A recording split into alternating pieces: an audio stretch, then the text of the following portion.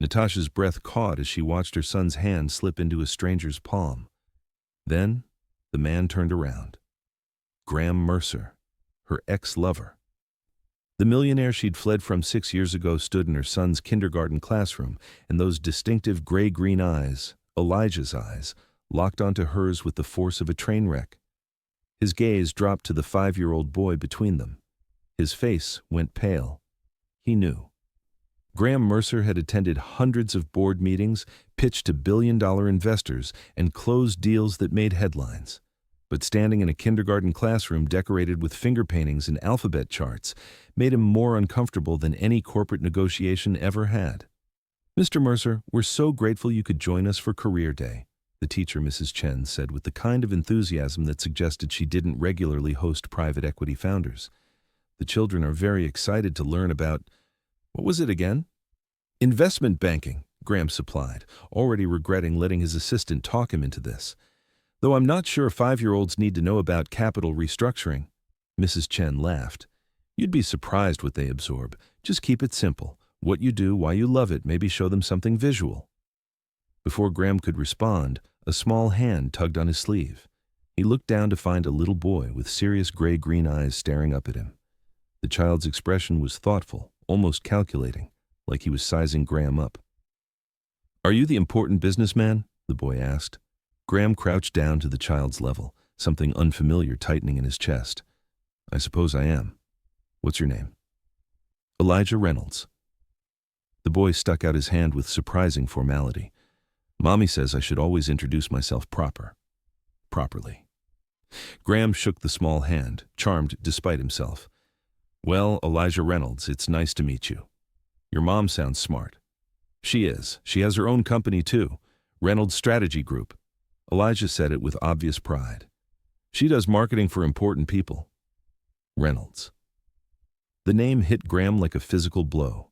His hand was still wrapped around Elijah's when he looked up and saw her. Natasha Reynolds stood frozen in the classroom doorway, her dark eyes wide with something between terror and recognition. She was exactly as he remembered. Elegant cheekbones, natural hair pulled back in a professional twist, that way she had of holding herself like she was ready for anything. Except she clearly wasn't ready for this.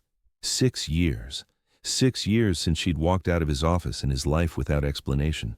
6 years since he'd replayed their last conversation 1,000 times, trying to figure out what he'd done wrong. And now she was here, and there was a 5-year-old boy with Graham's eyes holding his hand. Time stopped. Graham's mind, trained to process complex financial data instantly, did the math in seconds. They'd broken up 6 years ago. Elijah was 5, which meant... His gaze moved from Natasha's stricken face to the little boy still waiting patiently for his attention. Really looked at him this time. The gray-green eyes. The serious expression. The way his mouth curved just slightly to the left when he was thinking. Graham saw those same features every morning in his mirror. "Mommy!" Elijah's excited voice shattered the moment. "This is Mr. Mercer. He's an important businessman like you said." Natasha moved forward on autopilot, her professional mask sliding into place so smoothly that anyone else might have missed the panic underneath. But Graham had spent 2 years learning to read her every micro-expression, every tell. He saw straight through it. "Elijah, sweetheart, we should let Mr. Mercer prepare for his presentation," Natasha said, her voice steady despite the tremor Graham caught at the end. "But Mom, the presentation is about to start." She reached for Elijah's hand, clearly intending to extract him and disappear. Graham stood, his full height making Natasha tilt her chin up to meet his eyes. That defiant tilt, he'd missed it more than he'd admitted to himself. "Natasha," his voice came out rougher than intended, "we need to talk. I don't think—" "After the presentations," he continued, not giving her room to refuse. "Please." The please did it. He saw her shoulders drop slightly, the fight draining from her posture. "Fine," she whispered. "After." Then she was gone, pulling Elijah toward the reading corner where the other parents and children were gathering. Graham went through his presentation on complete autopilot. He'd prepared a simple explanation of what investment meant, using cookies and piggy banks as metaphors. But he couldn't tell you afterward what he'd actually said. His entire focus was on Natasha, sitting in the back row with Elijah on her lap, both of them watching him with identical expressions of careful attention. Every time he looked at Elijah, the certainty grew stronger. That was his son who he'd never known existed. The presentations blurred together. A firefighter showed off her gear, a chef brought cupcakes, a software engineer did some kind of coding demonstration with colorful blocks. Graham barely registered any of it. Finally, mercifully, Mrs. Chen dismissed the parents. Children rushed to hug their mothers and fathers goodbye. Graham watched Elijah wrap his arms around Natasha's waist, watched her kiss the top of his head with such fierce love that Graham's chest ached. 5 years. He'd missed 5 years of that. Natasha whispered something to Elijah, who nodded and ran back to join his classmates. Then she walked toward Graham, every step deliberate, like she was heading to her own execution. "There's a coffee shop 2 blocks east," Graham said quietly. "Neutral territory." Natasha's lips quirked despite everything. "You're already planning the negotiation?" "Old habits. Some things never change." "And some things," Graham said, his gaze dropping to where Elijah was building something with blocks, his face scrunched in concentration, "change everything." At the coffee shop, they sat across from each other in a corner booth, 2 untouched cups of coffee between them. The lunch rush hadn't started yet, giving them an illusion of privacy. Graham had chosen the location deliberately, public enough that Natasha couldn't just flee, private enough to have a difficult conversation, still reading her, still anticipating her moves. Natasha stared at her coffee like it held answers. Graham waited. He'd learned patience in boardrooms and negotiations, but this felt different. This felt like his entire life balanced on whatever came next. Finally, he couldn't wait anymore. "Is he mine?" Natasha's hands tightened around her cup. "Graham, is he mine?" Each word fell like a stone. She looked up then, and the raw pain in her eyes almost undid him. "What makes you think—" "Natasha," he leaned forward. "Those eyes. I see them in the mirror every morning. The way he tilts his head when he's thinking. That little expression he makes when he's trying to be serious. I see myself in him. So I'm asking you directly. Is Elijah my son?" The silence stretched so long, Graham thought she might actually refuse to answer. Then, barely audible, "Yes." The word hit him like a freight train. Confirmation of what he'd known, but hearing it out loud was different, real. "Yes," she repeated louder this time. "Elijah is your son." Graham sat back, his mind reeling. A son. He had a son. A 5-year-old boy who liked to shake hands properly and talked about his mother's business with pride. 6 years. His voice came out cold, the anger finally breaking through. "You kept him from me for 6 years. Graham, did you think I wouldn't want to know?" The words came faster now, 6 years of hurt and confusion pouring out. "Did you think I wouldn't care? What gave you the right to make that decision?" Natasha's own anger sparked. "You made it very clear what you wanted, Graham." "What the hell are you talking about? We never discussed—" "You said children weren't in the cards for you." Her voice rose, then dropped when she remembered where they were. "I heard you. That phone call with Marcus about 6 months before I left." Graham's mind raced back. Marcus, his business partner, 6 years ago. "You're going to have to be more specific because I have no idea what conversation you're talking about." "The one where he asked if you were thinking about settling down, about kids, marriage, all of it, and you laughed and said, 'That's not in the cards for me. I can't see it happening.'" Natasha's voice shook. "I was standing right outside your office. I heard every word." Memory slammed into Graham with perfect clarity. That conversation. He remembered it now. Marcus giving him grief about working too hard, suggesting he think about his future beyond the company. "Natasha." He forced himself to speak calmly despite the frustration building in his chest. "Do you remember what Marcus asked me right before that?" She frowned. "He asked if you wanted kids. He asked if I'd consider settling down with any of the women I'd been set up with." Graham held her gaze. "Rachel from the charity gala, Jennifer from the investors' dinner, that CEO's daughter whose name I can't even remember. He was asking if I could see a future with any of them." Confusion flickered across Natasha's face. "I said it wasn't in the cards because I couldn't imagine being with any of them. Because—" He took a breath. This was harder than any business confession he'd ever made. Because the only person I could see a future with was you, and you'd given me no indication you wanted that. You were so focused on your career, so independent. I thought marriage and kids were the last things you wanted. The color drained from Natasha's face. You... what? I was in love with you, Natasha, completely, terrifyingly. I would have given you anything you wanted. Kids, marriage, all of it. But I thought you just wanted to keep things professional or casual at best. I was your marketing director, she whispered. You were my boss, a millionaire. I was just the woman I couldn't stop thinking about, Graham interrupted. The person who challenged every assumption I made, who called me out when I was being an arrogant ass, who made me laugh during 18-hour workdays. You were never just anything to me. Natasha pressed her hands to her face. Oh my God. You left because you thought I didn't want children. I left because I was pregnant with your child and thought you'd see it as a trap, or an inconvenience, or... Her voice broke. I couldn't bear to hear you say you didn't want him. So you decided for both of us. The anger was back, but different now, grief mixed with fury. You took my choice away. I was protecting him, and myself. From what? From me wanting to be his father? Graham's voice rose despite his best efforts. From me wanting to be with you? From you resenting us? Natasha shot back. From becoming an obligation instead of something you chose. The words hung between them, sharp and painful. Graham forced himself to breathe, to think. This wasn't a negotiation, though his instincts kept trying to treat it like one. This was 6 years of miscommunication and hurt and fear colliding in a coffee shop on a Tuesday morning. I would have chosen you, he said quietly. Both of you. In a heartbeat. Tears spilled down Natasha's cheeks. I didn't know. And I didn't know I had a son. The pain in his voice was unmistakable. 5 years, Natasha. 5 years of birthdays and first words and first steps. 5 years of him asking about his father and you. What did you tell him? She wiped her eyes. That you didn't know about him. That you had to go away before he was born.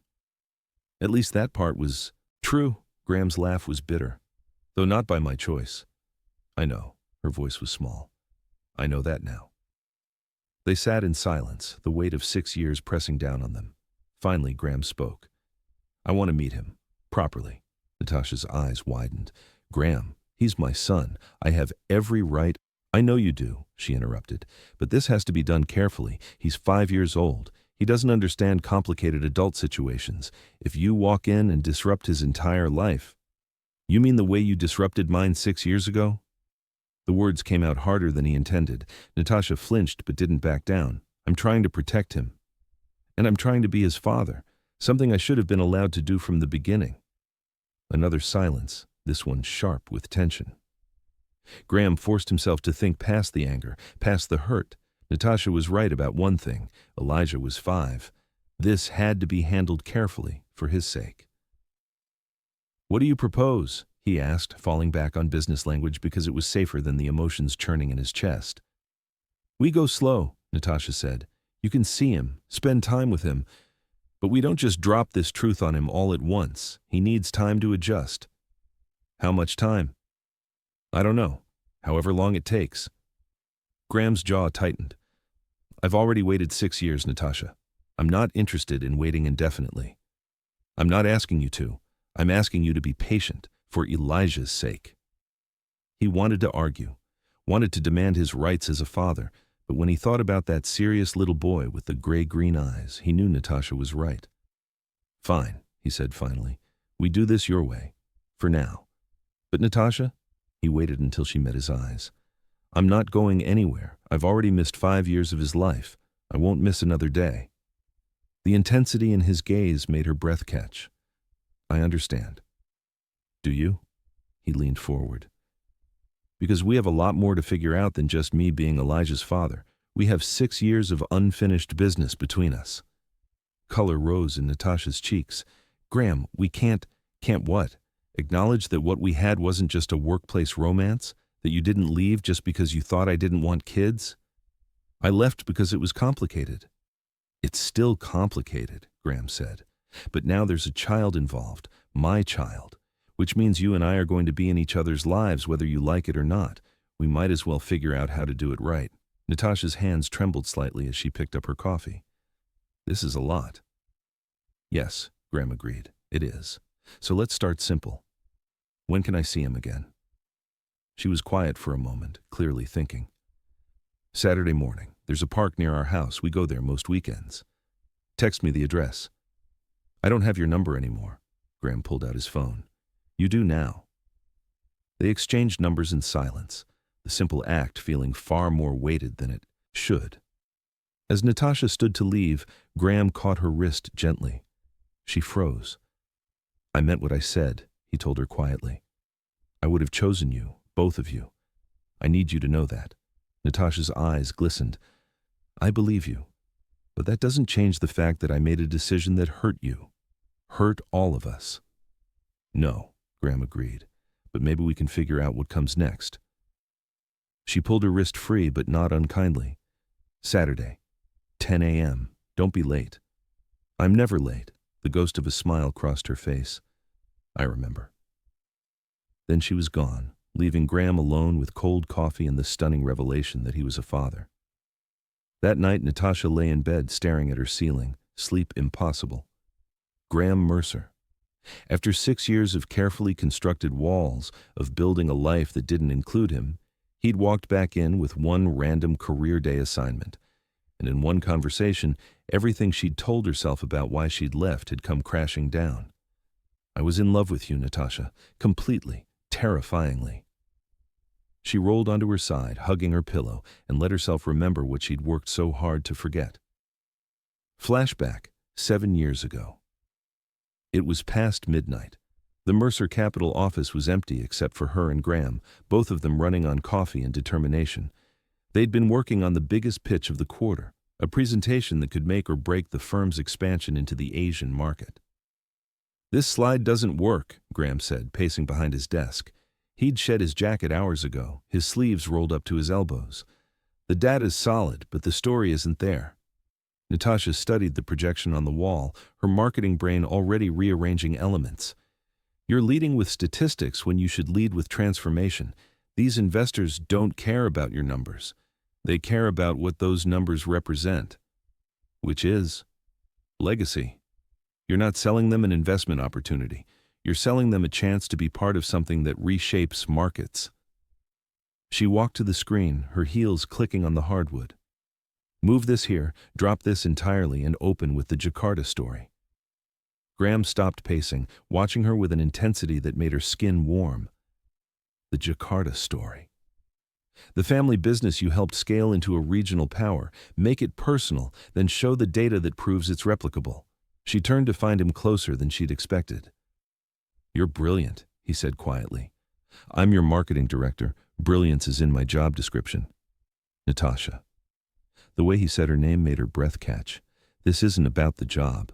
She should step back, should maintain the professional boundary they'd been carefully balancing for months, should remember that he was her boss, that this was complicated, that mixing business and personal was a recipe for disaster. Instead, she heard herself ask, then what is it about? It's about the fact that I can't stop thinking about you. His gray-green eyes held hers. About the way you challenge me, make me better, see through every wall I put up. Graham, we can't what? He moved closer, giving her every opportunity to retreat. Can't acknowledge that something's been building between us for months? Her heart hammered against her ribs. We work together. We do. You're my boss. I am. This is a terrible idea. Probably. A slight smile curved his mouth. Are you going to stop me? Natasha knew she should. Knew this crossed every professional line, but when Graham cupped her face in his hands, his touch reverent and sure, she was done fighting. No, she whispered. The kiss started gentle, a question more than a statement. But when Natasha's hands fisted in his shirt, when she rose on her toes to get closer, gentleness gave way to something deeper, something that had been building through late nights and shared victories, and moments when their eyes met across conference rooms. Graham's hands slid into her hair, scattering pins. Natasha's back hit the wall beside the presentation screen. but she barely noticed. All she knew was the taste of him, the way he touched her like she was precious, the sound of her name on his lips between kisses. "We should," he breathed against her mouth, "should probably." "Stop," she finished. "Talk about this." Natasha pulled back enough to meet his eyes. "Tomorrow. We'll talk tomorrow. Right now." She tugged him closer. "Right now, I need you to kiss me again." He did. Slowly this time, thoroughly, until she forgot why this was complicated. Until there was nothing but his hands learning her curves, her fingers tracing the muscles beneath his shirt, the exquisite friction of skin finding skin. They made love on the leather couch in his office, the presentation still glowing on the screen behind them. Graham whispered her name like a prayer, touched her like he'd been dreaming of this, moved with her until pleasure crested and broke and left them both breathless. After, wrapped in his arms with his heartbeat steady beneath her ear, Natasha felt something she hadn't felt in years. Safe, wanted, home. "I meant it," Graham murmured into her hair.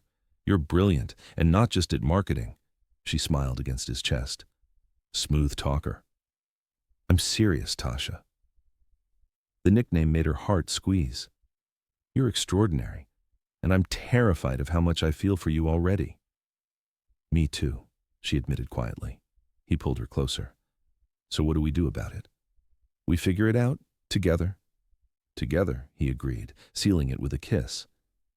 Natasha touched her lips, the memory so vivid she could almost feel his kiss. They'd had 18 more months after that night, 18 months of stolen moments and secret smiles and falling more deeply in love while trying to maintain professionalism at work. She'd been so happy and so terrified because women like her, black women from middle-class families who'd worked their way up through sheer determination, didn't end up with men like Graham Mercer. Not in ways that lasted. Not in ways that didn't end with her heart broken and alone. So when she'd overheard that conversation, when she'd thought he'd confirmed her worst fears, it had been almost a relief. Proof that she'd been right to guard her heart. Proof that the fairy tale was just that, a tale, except she'd been wrong. "I would have chosen you, both of you, in a heartbeat." A tear slipped down her cheek. She'd stolen 6 years from Graham, 6 years from Elijah, all because she'd been too afraid to trust what they had. Down the hall, her son slept peacefully, unaware that his whole world was about to change. Tomorrow she'd have to figure out how to explain that the man from Career Day, the one with the same eyes, was more than just Mommy's old friend. Tomorrow. But tonight, she let herself remember what it felt like to be loved by Graham Mercer, and wonder if she'd just been given an impossible second chance. Have you ever discovered a truth that changed everything? Drop a heart if this hit you right in the feels. Keep your ears peeled. You won't believe what happens when Graham meets his son. Chapter 2. Graham arrived at the park 15 minutes early, which was ridiculous. He was never early. Punctual, yes. Early suggested eagerness, and he'd built a career on never appearing too eager for anything. But this was different. This was his son. He'd barely slept in the 3 days since the coffee shop. His mind kept spinning through scenarios, questions, fears. What if Elijah didn't like him? What if Graham said the wrong thing? What if 5 years of absence was too much to overcome? He spotted them before they saw him. Natasha walked hand in hand with Elijah, both of them bundled against the cool morning. She was laughing at something Elijah said. Her whole face lit up in a way that made Graham's chest ache. This was the Natasha he remembered, unguarded, joyful, real. Elijah saw him first. "Mr. Mercer." He pulled free from Natasha's hand and ran over with the fearless enthusiasm only 5-year-olds possessed. "You came to the park?" "I did." Graham crouched down again, eye level with his son. "Your mom said this was your favorite spot." "It is. There's swings and a big slide, and sometimes there's ducks by the pond." Elijah's excitement was infectious. "Do you like ducks?" Yes," Graham said, realizing he'd never actually thought about his opinion on ducks before. "I like ducks." "Good. Mommy and I feed them sometimes, but she says not too much bread because it's bad for their tummies." Natasha reached them, slightly breathless. "Elijah, remember what we talked about. Mr. Mercer might be busy." "I'm not busy," Graham said quickly, standing. His eyes met Natasha's, and something electric passed between them before she looked away. "I'd love to see the ducks." Elijah grabbed Graham's hand with complete trust, already pulling him toward the pond. Graham's throat tightened. This small hand in his, this easy affection, it was everything he hadn't known he was missing. "So, Elijah," Graham said as they walked, Natasha trailing slightly behind, "your mom says you're in kindergarten at Riverside Academy." "Uh-huh, Mrs. Chen is my teacher. You met her on career day." "I did. Do you like school?" "Mostly. I like math and building things. Reading is okay, but there's so many words." Elijah wrinkled his nose in a way that was absolutely Graham's expression. "Do you like your work?" Graham considered. No one had asked him that in years. They asked about profits, about expansion, about market share, but not if he actually liked it. "I do," he said. "I help people grow their businesses. It's like, you know how you build things with blocks?" Elijah nodded enthusiastically.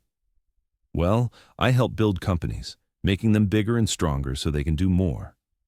"That's what Mommy does too. She helps people with their, he looked back at Natasha. "Marketing," she supplied, catching up. "I help people tell their story so more customers want to work with them." "Yeah," Elijah pointed at the pond ahead. "Look, the ducks are here." For the next 20 minutes, Graham learned more about ducks than he'd ever imagined necessary. Elijah provided running commentary on each one. The mallard with the green head was Mr. Important, the brown duck was Mrs. Fancy, and the ducklings were the babies who don't listen. "Kinda like you when it's bedtime," Natasha teased, ruffling Elijah's hair. "Mom!" But Elijah was grinning. Graham watched them together, the easy affection, the inside jokes. 5 years of this, 5 years of moments exactly like this one, and he'd missed all of them. "Mr. Mercer, do you have kids?" Elijah asked suddenly. The question hung in the air. Graham's gaze found Natasha's. She gave the slightest shake of her head. "Not yet." "No," Graham said carefully. "I don't, but I'd like to, someday." "You should get some. Kids are fun. I'm fun, right, Mommy?" "The most fun," Natasha agreed, but her voice was tight. "Can we go to the swings now?" Elijah was already moving, attention span shifting with typical 5-year-old speed. At the swings, Graham learned the art of pushing just hard enough to thrill but not terrify. Elijah's laughter rang out across the playground, pure and joyful, and Graham felt something in his chest crack open. This was what he'd been missing. Not just a child, this child, his son. "Higher," Elijah called. "I want to touch the sky." "Careful," Natasha warned, but she was smiling. Graham pushed higher, watching Elijah's legs kick out with each arc. "Like this?" "Perfect, I'm flying." When Elijah finally tired of the swings, he wanted to show Graham the big slide, which was really just a standard playground slide, but to a 5-year-old might as well have been Mount Everest. "You have to go down with me," Elijah insisted. "I don't think I'll fit, please?" Those gray-green eyes, Graham's own eyes, looked up at him with such hope that resistance was impossible. "Okay, let's do it."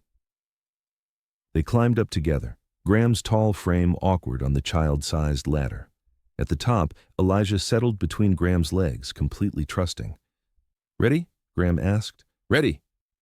They slid down together, Elijah shrieking with laughter the whole way. At the bottom, he immediately wanted to go again. Again! Again! They went down 4 more times before Graham's legs protested the cramped position. Natasha watched from a bench, her expression unreadable, but her eyes suspiciously bright. Finally, Elijah's energy started to flag. He climbed onto the bench next to Natasha, leaning against her side. "I like Mr. Mercer," he announced. "He's fun." "I'm glad, baby." Natasha kissed the top of his head. "Can he come to the park with us again?" Graham's heart stopped. He looked at Natasha, waiting. She met his gaze, and he saw the war happening behind her eyes. Fear and hope and regret all tangled together. Finally, she nodded. "If Mr. Mercer wants to, he's welcome to join us." "I'd like that very much," Graham said quietly. Elijah yawned. "Good. Next time we can feed the ducks more. And maybe get ice cream?" "Elijah," Natasha started. "Ice cream sounds perfect," Graham interrupted, "if your mom says it's okay." Natasha rolled her eyes, but she was smiling. "You're already spoiling him." "I have 6 years to make up for." The words came out before Graham could stop them. Elijah frowned. 6 years of what? Of not knowing you. Graham said, the truth even if Elijah couldn't understand it yet. That's a long time to miss out on park visits and duck feeding. Well, you're here now, Elijah said with 5-year-old logic, so it's okay. If only it were that simple. 2 weeks later. The park visits became routine. Wednesday evenings after Graham left work early, something that shocked his entire office. Saturday mornings that stretched into lunch. Elijah started asking when Mr. Graham was coming next, started saving up stories to tell him, and Graham fell more in love with his son every single day. But it was torture too, hearing Elijah talk about my dad as some abstract concept, watching Natasha deflect questions about where Elijah's father was, playing the role of mommy's friend when everything in him wanted to claim his place. On the third Wednesday, Elijah asked if Graham wanted to see his room. If your mom doesn't mind, Graham said carefully. Natasha hesitated, then nodded. Okay, but just for a little while. It's almost bedtime. The townhouse was modest but warm. Tasteful furniture that looked second-hand, walls decorated with Elijah's artwork, books everywhere. Graham noticed the absence of luxury. No expensive electronics, no designer anything. Natasha had clearly put every penny into making a good life for their son, but she'd been doing it alone. Elijah's room was exactly what Graham would have expected. Building blocks organized by color, books about space and dinosaurs, a small desk with crayons and paper, and on the nightstand, a framed photo of Natasha and baby Elijah. No father in the picture. This is my favorite, Elijah said, holding up a complex block structure. It's a space station. See, this part is where the astronauts sleep and this part is the science lab. Graham crouched down to examine it properly. This is incredible, Elijah. You built this yourself? Uh-huh. Mommy helped with the hard parts, but mostly I did it. You're very talented. Graham's throat felt tight. Do you want to be an architect someday or an engineer? I want to be like Mommy, having my own company. Elijah said it with such certainty, but also maybe an astronaut. You can do both, Graham said. Run a company from space, Elijah giggled. That's silly. Is it? People used to think flying was silly too. Now we do it every day. Really? Really. Never let anyone tell you your dreams are too big. Okay, Elijah yawned. Mr. Graham, can you read me a story? Graham's heart clenched. If your mom says, I don't mind, Natasha said from the doorway. Her voice was thick with emotion. So Graham read Goodnight Moon while Elijah curled up in his bed, getting sleepier with each page. By the end, his eyes were closed, breathing even. Good night, Elijah, Graham whispered, standing carefully. Without thinking, he reached down and brushed the hair back from Elijah's forehead, placed a gentle kiss there. Sweet dreams. When he turned, Natasha was crying silently in the doorway. He followed her out, closing the door quietly behind them. She walked to the kitchen, poured herself a glass of water with shaking hands. Natasha, you're so good with him, her voice broke. You're exactly the father he needed, and I kept you from him, from each other. Hey, Graham moved closer but didn't touch her. We can't change the past. But I stole it from you. 5 years of bedtime stories and goodnight kisses. 5 years of him calling someone else. She stopped, pressing her hand to her mouth. Calling someone else what? Dad, she whispered. He asks about his dad constantly. Where he is, why he doesn't visit, if he even knows Elijah exists. And I have to lie and say that his father had to go away, that it's complicated, that maybe someday. Fresh tears spilled over. When the truth is his father has been right here in this city the whole time, and I'm the one who kept them apart. Graham's control finally snapped. Then stop keeping us apart. What? Tell him. He stepped closer. Tell him I'm his father. Graham, we talked about this. 2 weeks ago we talked about going slow, about letting him adjust. Well, he's adjusted. He asks when I'm coming. He wants to show me his room, his toys, his world. And I'm standing here pretending to be your friend when every instinct in me is screaming that he's my son. I know. Natasha's voice was barely a whisper. Do you? Graham couldn't stop the words now. Do you know what it's like to hear him talk about wanting to meet his father someday, to watch you deflect his questions, to pretend I'm just some guy you used to work with when the truth is... He stopped, breathing hard. When the truth is what? Natasha asked. When the truth is he's mine. Graham ran his hand through his hair. This is killing me, Natasha. She set down her water glass, hands bracing against the counter. I'm scared. Of what? Of him getting attached and you deciding this is too hard. Of you wanting custody. Of lawyers and courts and losing him. Her voice cracked, of not being enough for either of you. Graham closed the distance between them, unable to stop himself. Look at me. She did, those dark eyes swimming with tears. I'm not going anywhere, he said firmly. I'm not going to decide this is too hard, and you're not going to lose him or me. We're going to figure this out together. How can you promise that? Because I spent 6 years trying to get over you and failed miserably. Because I just spent 2 weeks getting to know my son, and I'm already completely gone for him.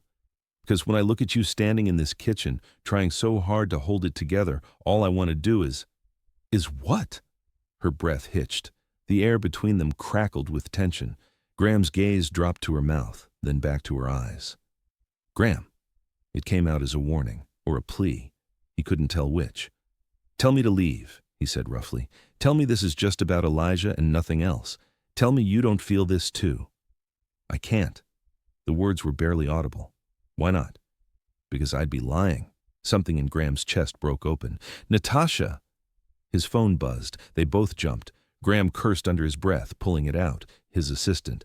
Tomorrow's meeting with the Singapore investors moved to 7 a.m. Need you to review the deck tonight. Reality crashed back in. Graham typed a quick response, then looked at Natasha. She'd stepped back, wrapped her arms around herself. You should go, she said quietly. It's late and you have work. We're not done with this conversation. I know, but she glanced toward Elijah's room. We have to think about him first. I am thinking about him. He deserves to know who I am. We both deserve that. Natasha nodded slowly. This weekend. We'll tell him this weekend. Graham's heart hammered. You mean it? Yes, but we do it together. And carefully. Together? He agreed. Then, because he couldn't help himself. And after? After we tell him? I don't know, but the way she looked at him suggested she was thinking about it, about them, about what might be possible. Graham forced himself toward the door before he could do something stupid like kiss her. At the threshold, he turned back. Natasha, for what it's worth, you're more than enough. You always have been. He left before she could respond, but he heard her soft sob. As he closed the door, Friday evening, Natasha's office. Natasha was reviewing a client presentation when her business partner, Keisha, burst into her office. Okay, spill, Keisha demanded, dropping into the chair across from Natasha's desk. Spill what? Don't play. You've been glowing for 2 weeks, smiling at random times, actually leaving the office before 8 p.m. Keisha leaned forward. Is it the Millionaire X? Natasha's face heated. I don't know what you're talking about. Girl, please. You think I didn't notice you've been leaving early for Elijah every Wednesday? And those Saturday morning park visits? Keisha's grin was knowing. That's a man. Specifically, that's Graham Mercer, the one whose name you won't say for 6 years suddenly all over your schedule. It's complicated. It always is with you two, Keisha sobered. But real talk, are you okay? Is this about Elijah? Natasha's carefully maintained composure cracked. He's Elijah's father. I know that, honey. I was there when you ugly cried through your pregnancy, remember? No, I mean, Graham knows now. He found out 2 weeks ago, at Elijah's career day. Keisha's eyes went wide. Oh my God. He saw Elijah and just knew. The eyes. They have the same eyes. Natasha's voice shook. And we're telling Elijah this weekend that Graham is his father. Wow, wow. Keisha came around the desk, pulled Natasha into a hug. How are you feeling? Terrified, relieved, guilty. I kept them apart for 5 years, Keisha. 5 years because I was too scared to trust what Graham and I had. You were protecting yourself. And your baby. Was I? Or was I just being a coward? Natasha pulled back, wiping her eyes. You should see them together. Graham reads to him, plays with him, looks at him like he's the most amazing thing in the world. Which he is, but you kept them from having that. Yes. The word came out broken. Keisha studied her. And Graham? How's he handling it? Better than I deserve. He's angry, I can tell. Hurt. But he's trying so hard to do this right for Elijah's sake. Natasha's voice dropped. And there's still something between us. It never went away. Of course it didn't. That man was crazy about you. That was 6 years ago. And you think his feelings expired? Girl, love doesn't work like that. Keisha squeezed her hand. The question is, what are you going to do about it? I have no idea. First we have to tell Elijah, figure out custody or visitation or whatever co-parenting looks like. We have to. You're overthinking. There's a lot to think about. Or, Keisha said gently, you could just ask yourself one question. Do you still love him? Natasha opened her mouth to deny it, to say it was complicated, that love wasn't enough, that too much had happened. But Keisha knew her too well. Yes, Natasha whispered. God help me, yes. Then maybe, Keisha said, this is your second chance. Don't waste it being scared.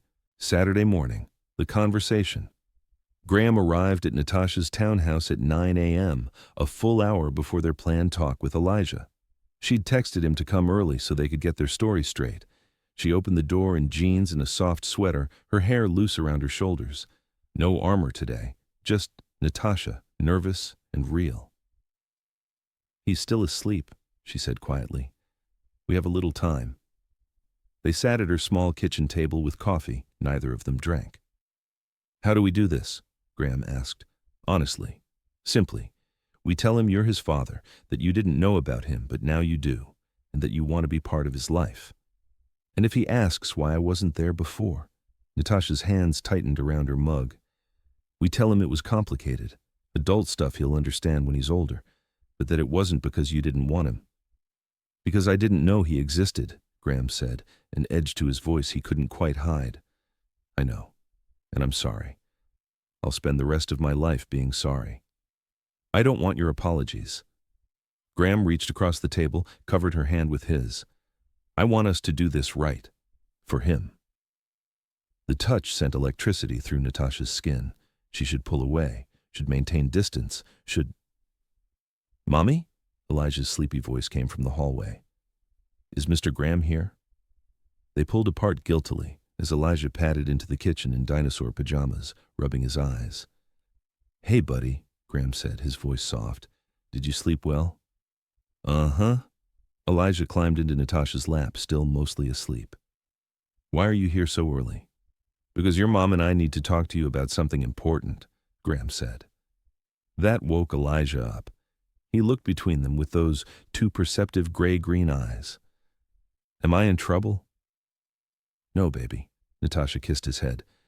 Not at all. But we need to tell you something. Something good, but maybe a little confusing.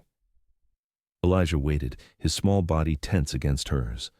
Graham met Natasha's eyes. She nodded. Elijah, Graham started, then stopped. How did you tell a 5-year-old something that would change his entire world?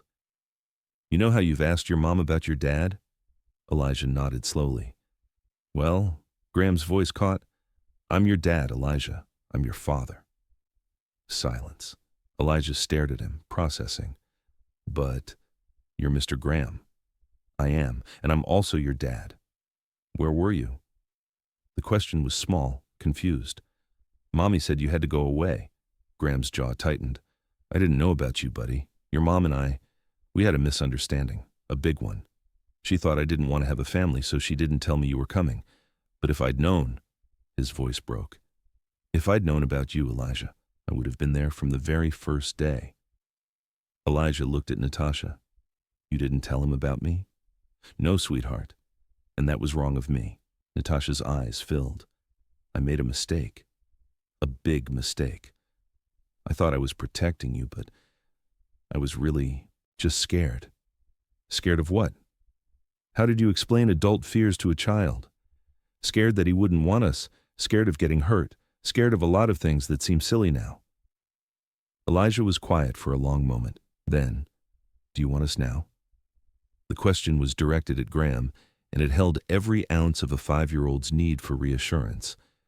Graham slid off his chair, knelt on the floor so he was eye level with Elijah. I want you more than anything in the world. You're my son, Elijah, and I'm so sorry I missed your first 5 years. I'm sorry I wasn't there for your birthdays and your first day of school and all the times you needed a dad. But you're here now. I'm here now, and I'm never leaving, not ever." Elijah studied him with that serious expression that was so achingly familiar. "Can I call you Dad?" Graham's eyes filled. "I would love that more than anything." "Okay." Elijah seemed to consider this. "Can you come to my school show? There's a show next Friday and all the kids have their dads there." "I'll be in the front row," Graham promised, his voice rough with emotion. "And can we still go to the park?" "Every week, as often as you want." "And you won't go away again?" "Never, I promise." Elijah slipped off Natasha's lap and wrapped his arms around Graham's neck. Graham hugged him back, this small, perfect boy, his son, and felt something break open in his chest. Over Elijah's shoulder, his eyes met Natasha's. She was crying silently, but she was smiling too. "We did it," her expression said. "We did," he mouthed back. When Elijah pulled back, he asked, "So does this mean you and Mommy are married now?" Natasha choked. "No, baby, it doesn't work like that." "Why not? All my friends' parents are married." "Some parents are married," Natasha said carefully, "and some parents aren't. Your dad and we're going to work together to take care of you. But we're not married." "Oh," Elijah frowned. "Can you get married?" "It's complicated, Elijah," Graham said, but his eyes were on Natasha. "Adults always say that," Elijah complained. "But you love each other, right? That's what you're supposed to do. Love each other and get married." "Where did you get that idea?" Natasha asked weakly. "From all the stories, and from how you look at Dad." Elijah said it so matter-of-factly, already using the new title naturally. "How do I look at him?" Natasha's face was burning. "Like he's ice cream and you really want some." Graham choked on a laugh. Natasha covered her face with her hands. "Okay, that's enough relationship advice from kindergartners for one day," she managed. "How about we celebrate with actual ice cream for breakfast?" "Can we?" Elijah's attention immediately shifted. "Really? Really, just this once?" As Elijah raced to get dressed, Graham and Natasha stood in the kitchen, alone again. "That went better than I expected," Natasha said quietly. "He's an amazing kid. You've done an incredible job raising him. We're going to figure out the logistics, custody arrangements, visitation schedules." "Natasha," Graham stepped closer, "can we have one day where we don't talk about logistics? One day where we just are a family?" Her breath caught. "Is that what we are?" "I don't know what to call it, but Elijah's right about one thing." "What's that?" Graham's gaze dropped to her mouth. "The way you look at me, it hasn't changed. Graham, and the way I look at you definitely hasn't changed." The air between them charged with electricity. Natasha's pulse hammered. "This is a bad idea," she whispered. "The worst," he agreed, moving closer. "We should focus on Elijah." "Absolutely. And not complicate things." "Completely agree." They were inches apart now, both of them breathing hard, both of them clearly not agreeing with anything they were saying. "I'm ready!" Elijah's voice rang out from his room. They jumped apart like guilty teenagers. Natasha pressed her hand to her racing heart. "This conversation isn't over," Graham said quietly. "I know." "And Natasha," he waited until she met his eyes. "He's right. I do still love you." Before she could respond, Elijah bounded into the kitchen.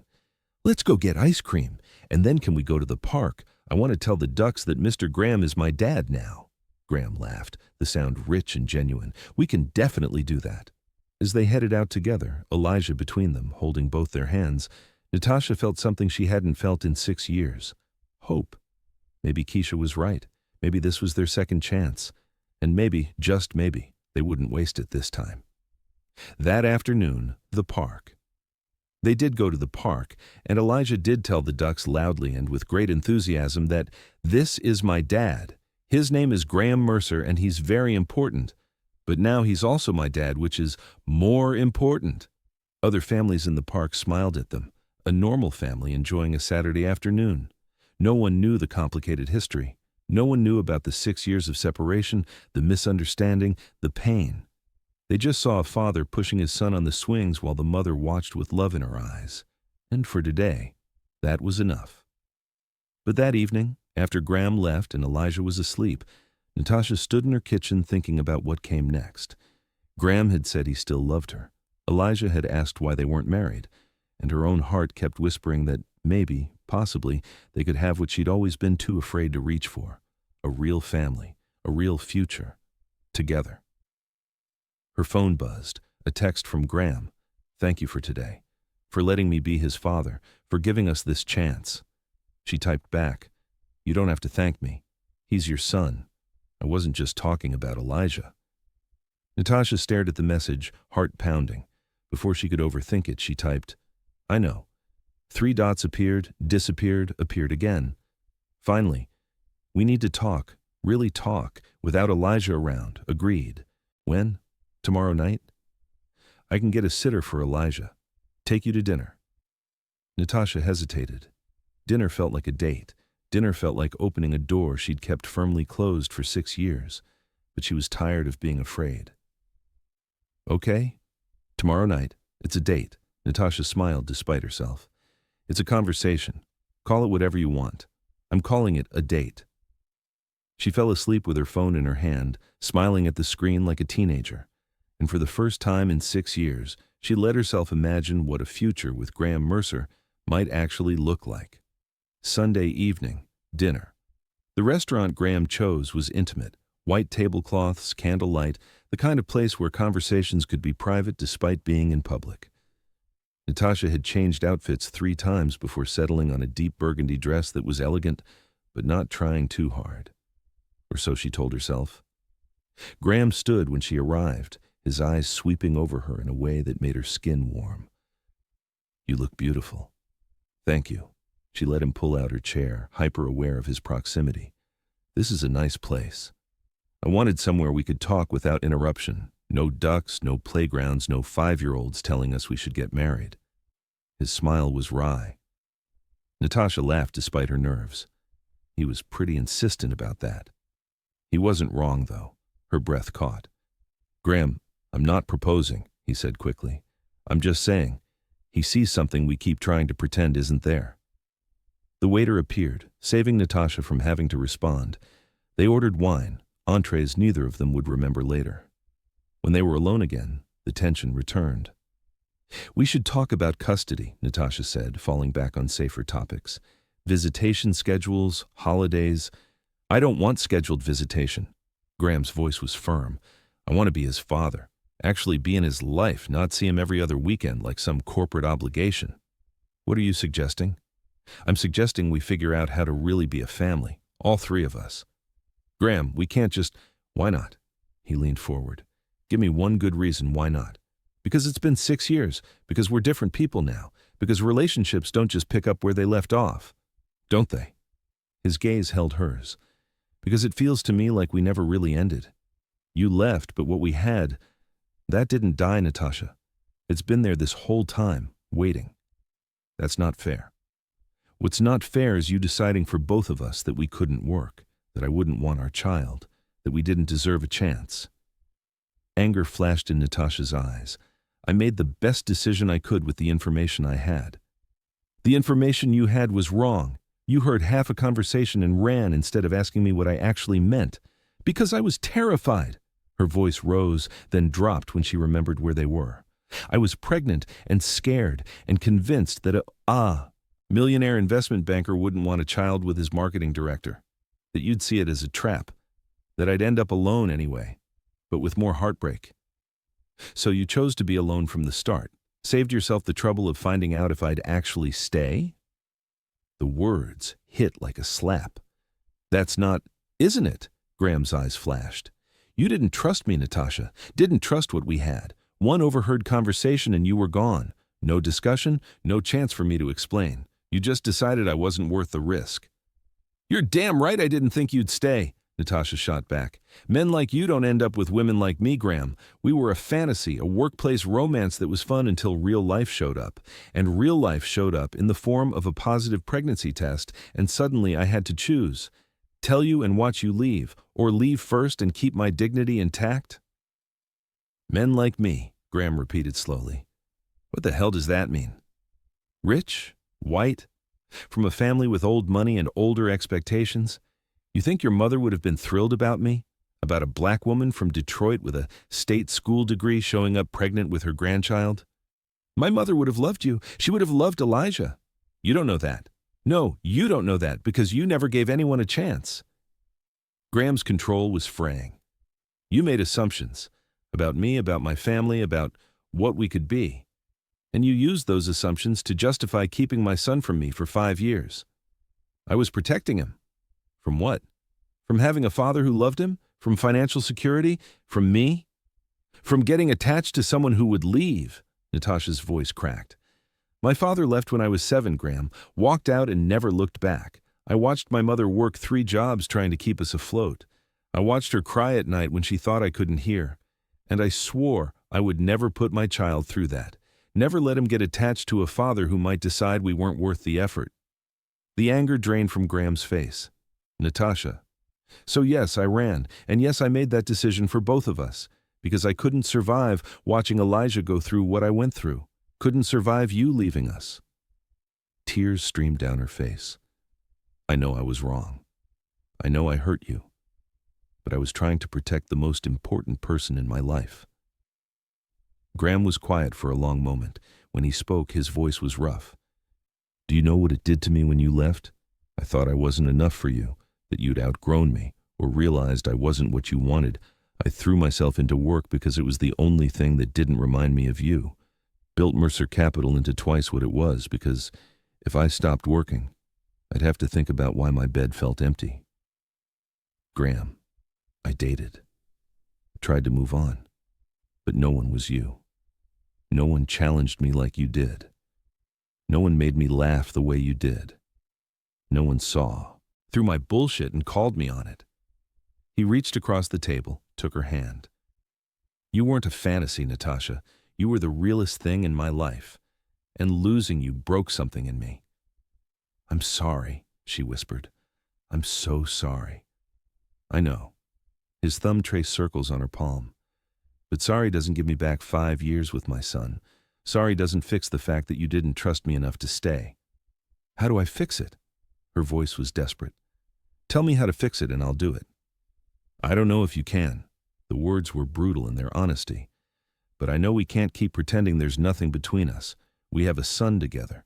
We're going to be in each other's lives for the rest of our lives. We need to figure out what that looks like. Co-parenting, Natasha said weakly. Shared custody. Civilized. Is that really what you want? Graham's gaze pinned her. Civilized distance? Scheduled exchanges? Birthday parties where we're polite strangers? No, the admission came out broken. But I don't know what else we can be. We can be honest. He stood, pulled her to her feet. Come on. Where are we going? Somewhere we can actually talk without an audience. He paid the check, led her out to his car. They drove in silence to his penthouse, the same one he'd lived in 6 years ago. Natasha's heart hammered as they rode the elevator up. The apartment was exactly as she remembered. Modern, masculine, with floor-to-ceiling windows overlooking the city. But there were differences too. A photo of Elijah from the park already framed on the side table. A child's drawing stuck to the refrigerator. You're already making space for him, she said softly. He's my son. Of course I'm making space. Graham poured them both water from the kitchen. I'm converting one of the guest rooms into his bedroom. Thought he might want to stay over sometimes. He'd love that. They stood on opposite sides of the kitchen island, the marble between them feeling like miles. I kept your picture, Graham said suddenly. What? He walked to his bedroom, returned with a framed photo. Natasha in his office, laughing at something off camera, her eyes bright and alive. She remembered when he'd taken it, a late night working on the Jakarta presentation. You kept this for 6 years? I couldn't look at it most days, but I couldn't throw it away either. He set it on the counter between them. Because even when I was furious with you for leaving, even when I tried to convince myself I was better off, I couldn't let you go. Natasha's hands trembled as she picked up the frame. I have one too, of us, from that company retreat in Napa. You had your arm around me, both of us sunburned and laughing.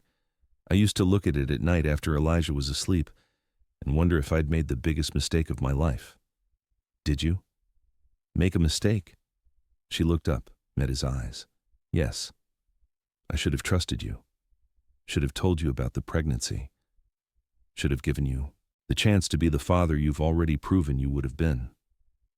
And us? He moved around the island, closing the distance. Did you make a mistake there too? I don't know. Her voice was barely a whisper. I loved you so much it scared me.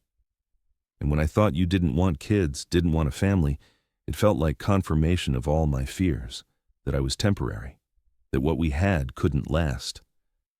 Graham cupped her face in his hands. You were never temporary to me, Tasha. Never. The nickname broke her. She'd forgotten how it sounded in his voice, intimate, warm, theirs. I don't know how to do this, she admitted. How to trust this, how to believe it won't all fall apart. Neither do I, Graham said honestly. But I know I'm tired of pretending I don't want you. That seeing you doesn't make my heart race. That watching you with Elijah doesn't make me want things I've spent 6 years trying not to want. What things? Family. Forever. You. His thumbs brushed away her tears. All of it, Natasha. I want all of it. Graham. Tell me you don't feel it too. Tell me I'm the only one whose world tilted when we saw each other in that classroom. Tell me you don't still... She kissed him, rose on her toes and pressed her mouth to his, cutting off his words. For a heartbeat he froze, shocked. Then his arms came around her, pulling her close, and the kiss deepened into something desperate and hungry and 6 years overdue. They broke apart, breathing hard. I feel it too, Natasha whispered against his mouth. God help me, I never stopped feeling it. Graham kissed her again, slower this time, thorough, like he was memorizing the taste of her, the feel of her in his arms. We're going to figure this out, he murmured between kisses, all of it, co-parenting and custody and how to be a family. But right now, tonight, can we just... Yes? She didn't need to hear the rest of the question. Yes? He swept her into his arms, carried her to his bedroom. Their bedroom, once upon a time. The bed was different, but everything else was achingly familiar. Are you sure? Graham asked, even as his hands mapped the curves he'd memorized years ago. We don't have to... I'm sure. Natasha pulled him down to her. I've spent 6 years running from this, from you. I'm done running. What happened next was a collision of need and longing, and finally giving in. Graham worshipped every inch of skin revealed as her dress fell away, whispered her name like a prayer, moved with her like they'd never been apart. And Natasha let herself fall. Into the pleasure, into the connection, into the terrifying, wonderful possibility that maybe they could have this, could have everything. After, tangled in his sheets with her head on his chest, listening to his heartbeat steady beneath her ear, Natasha felt something she hadn't felt in years. Peace. What are we doing? She asked quietly. I don't know. Graham's fingers traced patterns on her bare shoulder, but I know I don't want to stop. We have to think about Elijah. We can't just... We're not just anything. He tilted her chin up to meet his eyes. This isn't casual, Tasha. It never was. And Elijah? He already asked why we weren't married. I think he'll be okay with his parents actually being together. His parents? The words felt huge, real. That's what we are. Graham's voice was firm. Co-parents at minimum. But I'm hoping for more than that. Like what? Like everything. He kissed her forehead. But we'll take it slow. Figure out how this works with Elijah in the picture. No rushing, no pressure, just us trying. Natasha nodded against his chest. Okay. Okay? Okay. She lifted her head, met his eyes. Let's try. His smile was brilliant, transforming his whole face. You won't regret this. I already regret 6 years without you. Let's not waste any more time. They made love again, slower this time, savoring, reconnecting, choosing each other, and somewhere in the city, a 5-year-old boy slept peacefully, unaware that his parents had just taken the first real step toward becoming a family. When love gets a second chance, it hits different. Drop a heart if you're here for Graham and Natasha figuring this out. Chapter 3 is where everything changes. You won't want to miss it. Subscribe to Dear Love Diaries for more stories that prove love always finds its way back. Chapter 3. Monday morning, Natasha's townhouse. Natasha woke up in her own bed, alone. For a moment, panic set in. Had last night been a dream? But no, her dress was still on the floor where Graham had carefully draped it over her chair after driving her home at 2 a.m. Her lips were still tender from his kisses. Her body still remembered the feel of his hands. It had been real. They'd agreed he couldn't stay over. Not yet. Not with Elijah. Too many questions they weren't ready to answer. So Graham had driven her home, walked her to the door, kissed her until she forgot her own name, then left with a promise to see her Wednesday. Their regular park day. Except now everything was different. Her phone buzzed on the nightstand. Good morning. Can't stop thinking about last night. Natasha smiled despite herself, typing back, me neither. Dinner again this week. I promise to actually let you eat this time. Her face heated at the memory of last night's barely touched meal. Saturday, after the park, it's a date, a real one this time. We're really doing this, unless you've changed your mind in the last 6 hours. Natasha considered. This was crazy, reckless. They had so much to figure out. Custody arrangements, how to co-parent, how to blend their lives after 6 years apart, jumping straight into a relationship on top of all that was asking for complications. But when she thought about Graham's hands in her hair, his voice whispering her name, the way he looked at Elijah with such fierce love, she couldn't make herself pull back. I haven't changed my mind. Good. Because I'm all in, Tasha, just so we're clear. Clear. 3 dots appeared, disappeared, appeared again. Finally, I love you. I know it's fast and complicated and we have a million things to figure out, but I need you to know, this isn't just about Elijah for me. I'm choosing you too. Natasha's eyes filled. She typed with shaking fingers. I love you too. I never stopped. Then we'll figure out the rest together. A knock on her bedroom door made her jump. Mommy, are you awake? Natasha quickly wiped her eyes. Come in, baby. Elijah bounded in, already dressed for school in his favorite dinosaur shirt. I'm ready. Can Dad take me to school today? The casual use of Dad still made Natasha's heart clench. Sweetheart, your dad has work. He can't just... Her phone rang. Graham. Hold that thought, she told Elijah, answering. Hello? I know this is last minute, Graham said, but I cleared my morning. Can I take Elijah to school? I want to meet his teacher properly, see his classroom. Be present. Natasha's throat tightened. He actually just asked if you could. Really? Really? Let me put you on speaker. She tapped the button. Okay, go ahead. Hey, Elijah, Graham's voice filled the room. Your mom says you want me to take you to school. Yes, can you? Please. Elijah bounced on the bed. Absolutely. I'll be there in 20 minutes. Is that okay with you, Natasha? It's perfect, she said softly. Thank you. Nothing to thank me for. This is what dads do. After they hung up, Elijah threw his arms around Natasha. This is the best. None of my friends have dads who come to school on Mondays. No, they probably don't. Natasha hugged him back, blinking away tears. Your dad is pretty special. I know. And he loves you, Mommy. He told me. Natasha pulled back, startled. When did he tell you that? At the park, when you were getting ice cream. He said he loved you very much and he was sorry he missed so much time with us. Elijah's expression turned serious. I said it was okay because you're together now. That's what matters, right? Right, Natasha managed. That's exactly what matters. 20 minutes later. Graham showed up with coffee for Natasha and a chocolate croissant for Elijah.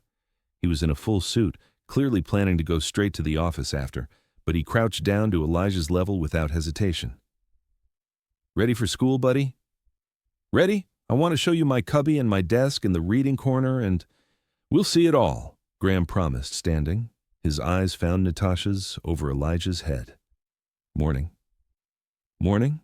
She was hyper-aware of how domestic this felt. Graham bringing breakfast, Elijah chattering excitedly, the three of them in her small kitchen like they'd done this 1,000 times before. Like a family. You look beautiful, Graham said quietly while Elijah wasn't paying attention. Natasha glanced down at her work clothes, simple black slacks and a cream blouse. I look like I'm going. To the office. Still beautiful. Heat crept up her neck. You need to stop. Stop what? Looking at me like that when our son is in the room. Like what? His smile was innocence itself, but his eyes were anything but. Like you're remembering last night. Can't help it. I am remembering last night. Graham, time to go, Elijah announced, backpack already on. Come on, Dad.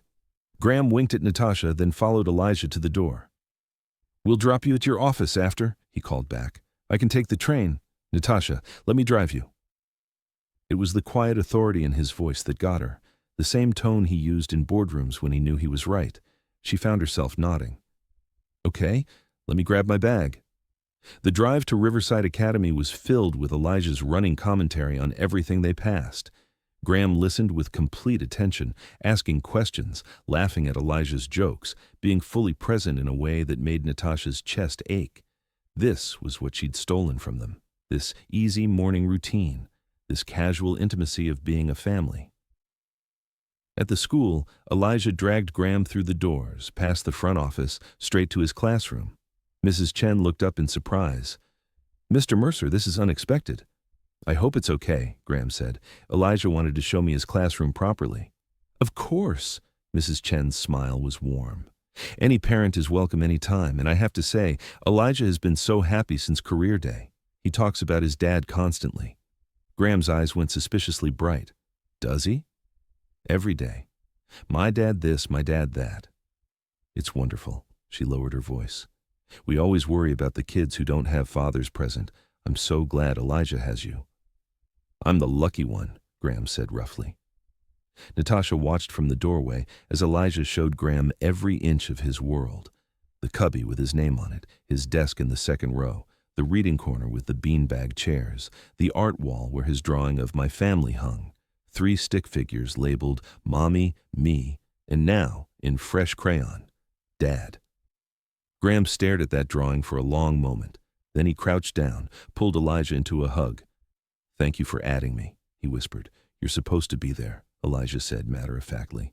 You're my dad. In the car, driving to Natasha's office. They were alone for the first time since last night. The silence felt weighted, full of things unsaid. Finally, Graham spoke. That drawing. I know. He added me, like I'd always been there. To him, you are there now. That's all that matters to him. Natasha touched his arm. Kids are resilient. They live in the present. I wish I could. Graham's hands tightened on the wheel.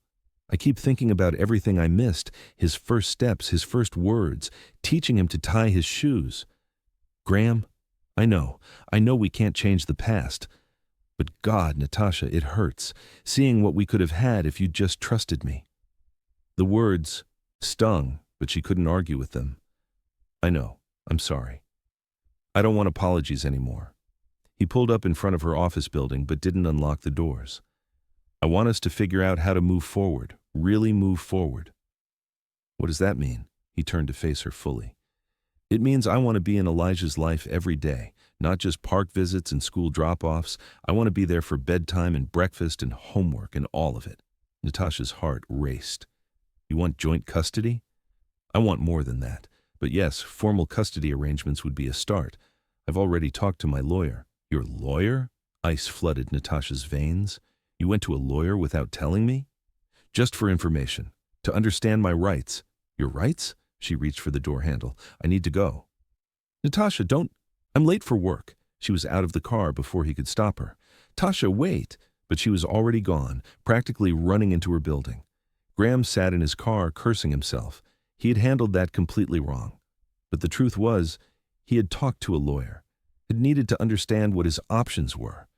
Because as much as he wanted to trust Natasha, she had already proven once that she was willing to take Elijah and disappear. What was to stop her from doing it again? Natasha's office, that afternoon. You look like you're about to murder someone, Keisha observed, appearing in Natasha's doorway with coffee. What happened? Graham hired a lawyer. Keisha's eyebrows shot up. For custody? Just for information, Natasha said bitterly. To understand his rights, as if I'm going to try to keep Elijah from him again. Are you? What? No, of course not. Then why are you so upset? Natasha slumped in her chair. Because I thought we were past this. I thought after last night, after everything we talked about, he understood that I wasn't going to run again. Did you tell him that explicitly? We talked about trying, about being together, about custody arrangements. No, but, girl, Keisha sat down across from her. From his perspective, the woman who disappeared with his child for 6 years just said she wants to try a relationship. Can you blame him for wanting legal protection? He said he trusted me. And you said you loved him, then vanished for 6 years. Trust has to be rebuilt, Natasha, on both sides. The truth of it hit hard. I really screwed this up, didn't I? You made a mistake, a big one. But Graham's not perfect either. He should have talked to you before calling a lawyer. You both need to communicate better. How do we do that when everything is so complicated? You start by actually talking instead of running away. Again, Keisha gave her a pointed look. You literally just fled from his car. He ambushed me. He was being honest about where he was. That's called communication. You turning it into a fight and running is called a pattern. Keisha stood. Fix it. Call him. Have the hard conversation instead of avoiding it. After Keisha left, Natasha stared at her phone for 10 minutes before finally typing, I'm sorry for running. Can we talk tonight? The response came immediately. Your place or mine? Mine. After Elijah's asleep, I'll be there. That night, Natasha's townhouse. Graham showed up at 8:30 with Thai food, her favorite from the place they used to order from 6 years ago. The fact that he remembered made her throat tight. They ate in awkward silence while Elijah chattered about his day. Graham read the bedtime story, tucked Elijah in, kissed his forehead with a tenderness that made Natasha's heart ache. This was what she'd almost destroyed. This beautiful, simple moment of a father loving his son. When Graham returned to the living room, the easy warmth was gone. He sat on the opposite end of the couch, maintaining distance. I'm sorry, Natasha started, for this morning, for running. I'm sorry for not telling you about the lawyer before I went. That was wrong. Why did you go? Graham was quiet for a moment. Because I'm terrified you'll leave again. The honesty of it broke something open in her chest. Graham, I know you say you won't. I know you mean it. But Natasha, you disappeared with my son for 6 years, without a trace, without giving me any choice or say in the matter. His voice was steady, but his eyes were haunted. How do I trust that won't happen again the next time things get hard? I can't prove it won't. I can only tell you I won't. That's not enough. The words were brutal. Not for something this important. So what do you want? A contract? Legal agreements? Custody schedules? Yes. His gaze held hers. All of it. Not because I don't trust you, but because Elijah deserves the security of knowing both his parents are committed to being in his life, legally, permanently. Natasha nodded slowly. You're right. I am? You're right.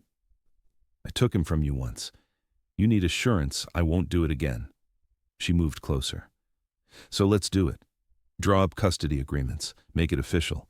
Make it so I can't just leave even if I wanted to. Do you want to? His voice was rough. No, God, no. She took his hand. I want the opposite. I want you in our lives every day. I want Elijah to have his father. She took a breath. I want us. For real this time. What does that mean? It means I'm all in too, Graham. It means I'm done being scared, done running, done protecting myself at the expense of what we could be. Graham pulled her closer until she was tucked against his side. We're going to fight sometimes, disagree, drive each other crazy. Probably. And when we do, you don't get to run. You have to stay and work it out with me. I will, I promise. And I promise to tell you when I'm worried or scared or talking to lawyers. A slight smile. Even when it starts a fight. Deal. Natasha tilted her face up. Are we okay? We're getting there. He kissed her forehead. This is new territory for both of us. We're going to mess up. But we'll fix it. Together, he agreed. They sat in comfortable silence for a while. Then Graham spoke again. I want him to stay over, at my place. Start building that relationship where he knows he has two homes. Natasha's first instinct was to panic, to say no, to keep Elijah close. But that was the old fear talking, the fear that had caused all this pain in the first place. Okay, she said instead. When? This weekend? I've already set up his room. We can make it special. Let him pick out some things for it. He'd love that. She paused. Can I see it? The room? Graham's smile was soft. Come over tomorrow night. I'll show you everything. We can talk about schedules, holidays, all the logistics.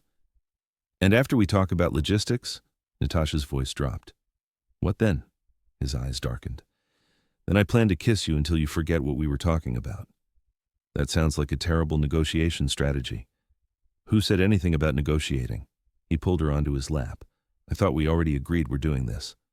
We did, she breathed as his mouth found her neck, but we should probably finalize the details first. Details can wait. His lips moved to her jaw. Right now, I just want to hold you, kiss you, remember what it feels like to have you in my arms. Graham, Elijah could wake up. Then we'll be quiet. He captured her mouth, swallowing any further protests. Natasha melted into him, into the kiss, into the impossible, beautiful reality that she had him back, that they were building something real. When they finally pulled apart, both breathing hard, Graham rested his forehead against hers. Stay with me tomorrow night, he murmured, after we talk logistics. Let Keisha watch Elijah and just be with me. No rushing, no sneaking around. Just us. That sounds perfect. Yeah? Yeah. She kissed him again, soft and sweet. I love you. I love you too. So much it scares me. Me too, but we'll figure it out. Together, he said again, like a vow. And Natasha believed it. Maybe for the first time, she really believed it. 1 week later, Friday night, Elijah's school show was everything a kindergarten production could be. Chaotic, adorable, and full of off-key singing. Elijah played a tree in the class performance of The Seasons, which mostly involved standing still and waving his arms. But Graham watched like it was Broadway. Phone out, recording every second, beaming with pride. Natasha sat next to him in the front row, exactly where he'd promised to be, and watched her son light up every time he spotted his dad in the audience. After, when Elijah ran up to them, Graham swung him into his arms. You were amazing, buddy. I was just a tree. The best tree I've ever seen. Graham kissed his head. I'm so proud of you. Did you get pictures? About 100, and video.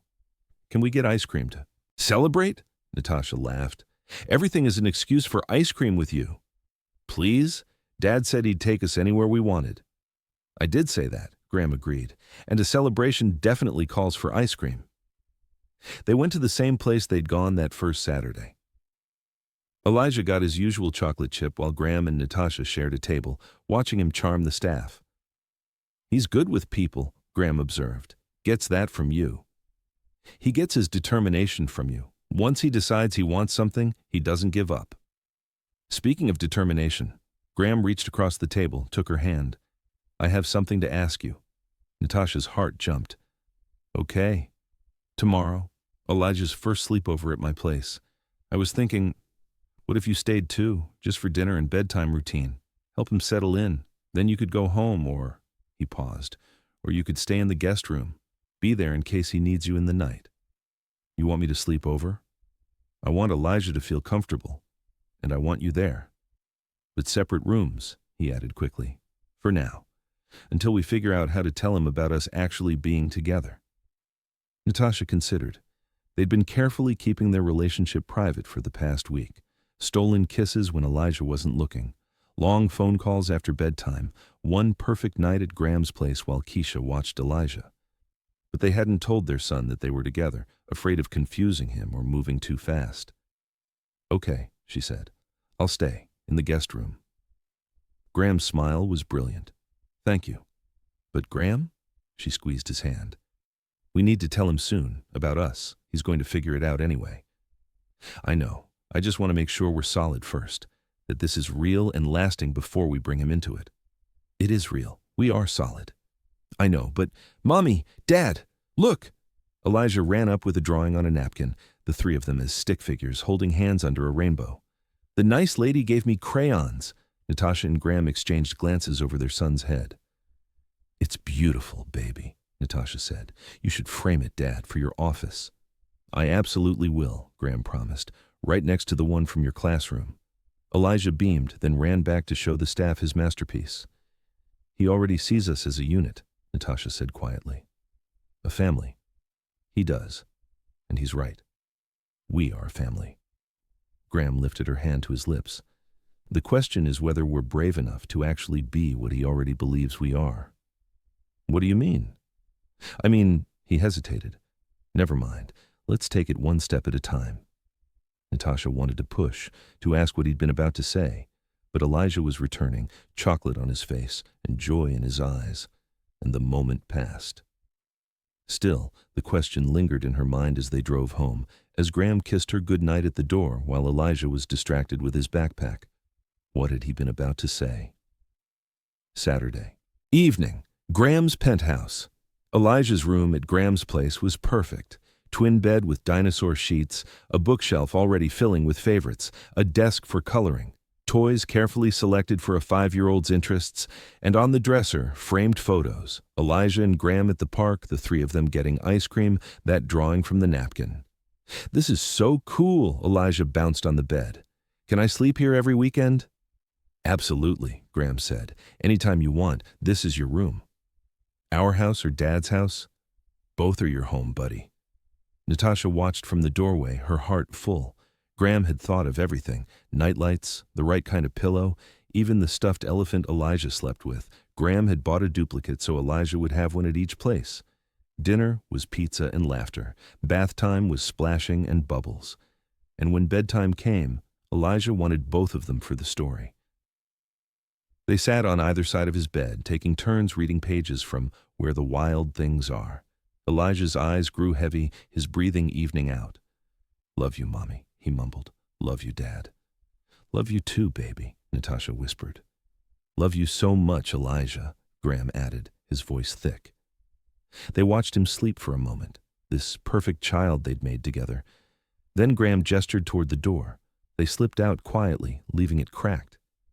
In the hallway, the reality of the situation hit Natasha. She was staying the night in Graham's home, with their son sleeping down the hall. It felt monumental and terrifying and exactly right. I should probably, she gestured vaguely toward the guest room. Or you could have a glass of wine with me first. Graham's eyes held hers. If you want. She wanted. God, she wanted. They settled on the couch with wine, the city lights glittering through the windows. For a while they just sat in comfortable silence, the weight of the day settling around them. Thank you, Graham said finally, for being here, for trusting me with him overnight. You're his father. Of course I trust you. Do you? He turned to face her. Really? Yes.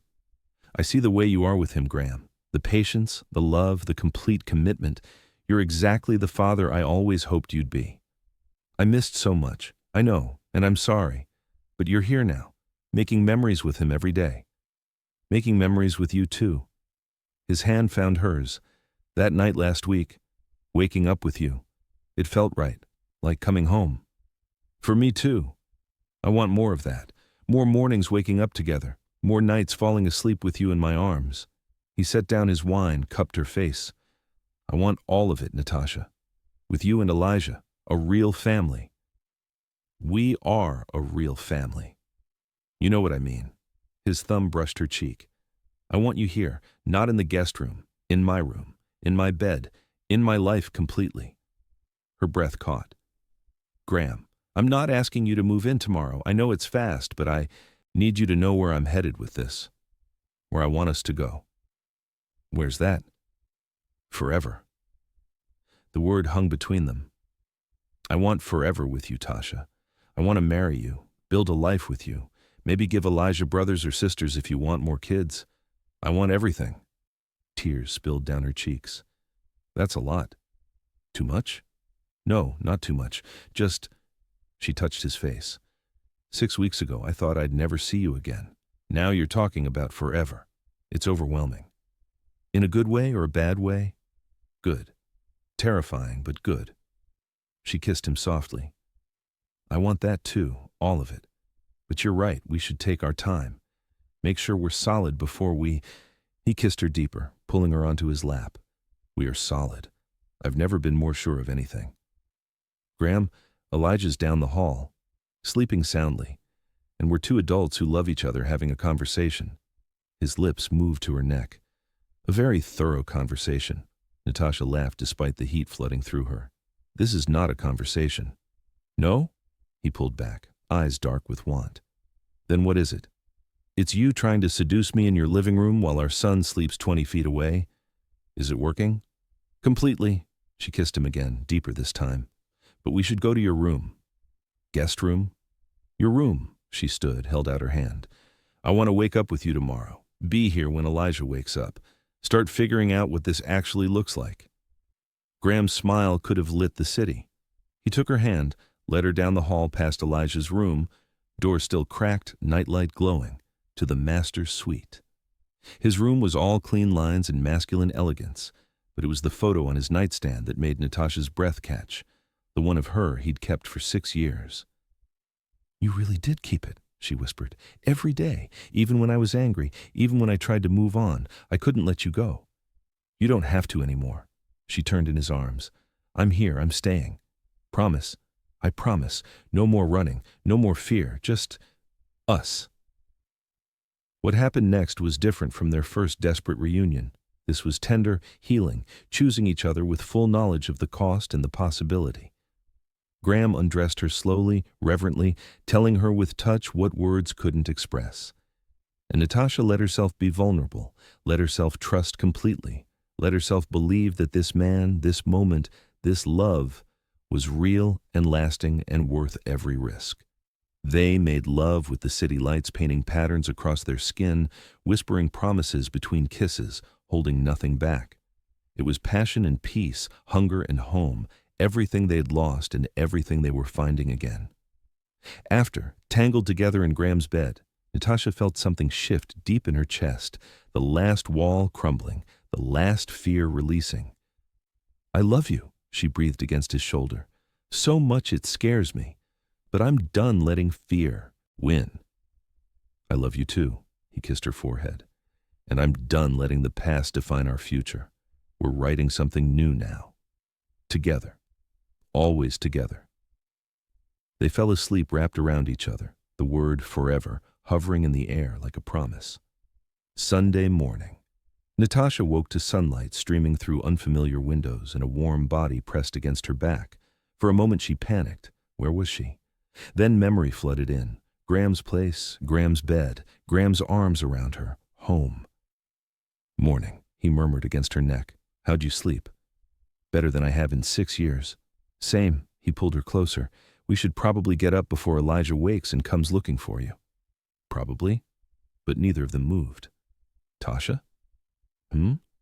Last night, the things I said about forever. I meant them. Her heart squeezed. I know. I'm not expecting an answer today or even this month, but I need you to know I'm building toward something here, toward us being a real family in every way. We are a real family. You know what I mean. Marriage, a shared life, all of it. Natasha turned in his arms to face him. And if I said I wanted that too? His eyes widened. Do you? Eventually. Yes. When we're ready. When Elijah's had time to adjust. When we've proven to ourselves and each other that this is real and lasting. She touched his face. But I do want it, Graham. A future with you. Marriage, more children if that's what happens, growing old together, all of it. His kiss was tender and thorough and full of promise. Then that's what we'll have, however long it takes to get there. Dad! Elijah's voice echoed down the hall. Where are you? I'm awake. They broke apart, both grinning. Duty calls, Graham said. Go. I'll get dressed and come out in a few minutes. Less confusing for him if we're not emerging from the same room together. Good thinking. One more quick kiss. But soon we won't have to hide. Soon, she agreed. Graham threw on sweats and a t-shirt, headed out to find Elijah. Natasha could hear their voices in the kitchen, Elijah's excited chatter, Graham's patient responses, the sound of pancakes being made, laughter, the beautiful ordinary chaos of a Sunday morning. She dressed quickly, took a moment to steady herself. This was real. They were really doing this, building a life, a family, a future. And for the first time in 6 years, she wasn't afraid. When she emerged, Elijah was sitting on the counter helping Graham mix pancake batter, both of them covered in flour.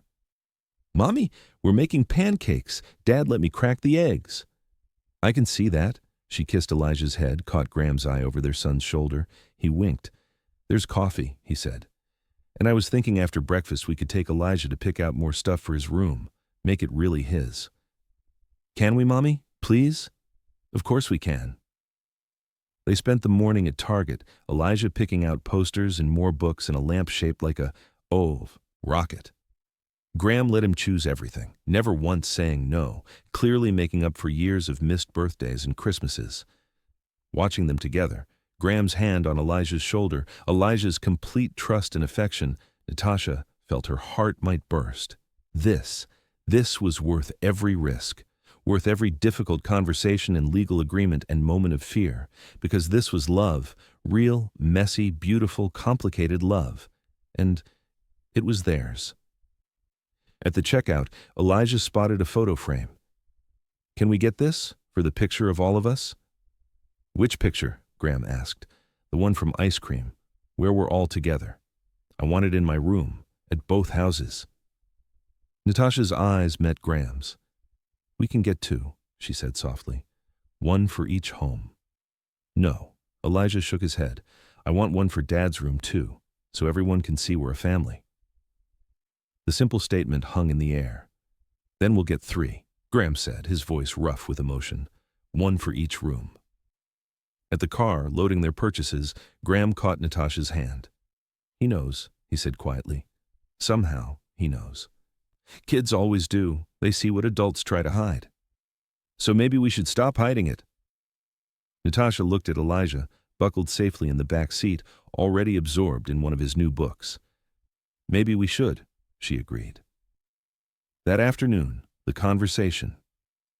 They waited until they were back at Graham's place, until Elijah's new things were arranged in his room and he was satisfied with the placement. Then they sat down together on his bed, one parent on each side. Elijah, we need to talk to you about something, Natasha started. He looked between them, suddenly serious. Am I in trouble? No, buddy, Graham assured him. Nothing like that. But we want to tell you something about me and your mom. You love each other, I know. Elijah said it so simply. They exchanged startled glances. You know? Natasha asked. You look at each other all mushy, and you hold hands when you think I'm not looking. And Dad kissed you at the door last night when I was supposed to be brushing my teeth, Graham coughed. You saw that? Yep. So are you boyfriend and girlfriend now, or married? Not married, Natasha said, trying not to laugh. But yes, we're together. Is that okay with you? Elijah shrugged. I guess. Are you going to get married? Maybe someday, Graham said carefully, if that's what we decide. How would you feel about that? Good. Then we'd all live together, right? And be a family all the time, not just sometimes. The hope in his voice broke both their hearts. Would you want that? Natasha asked softly. All of us living together? Yes. Then I wouldn't have to go back and forth. We could just all be together. Graham and Natasha looked at each other over Elijah's head. They'd been planning to take things slow, to date for a while, let Elijah adjust, make sure they were solid before making any big changes. But their son was looking at them with such hope, such certainty that they belonged together. We'll think about it, Graham said finally. But for now, yes, your mom and I are together, and that means we're all a family. Good. Elijah hugged them both. Can I go play with my new rocket now? They laughed, the tension breaking. Yes, you can play. He bounded off, already lost in 5-year-old imagination.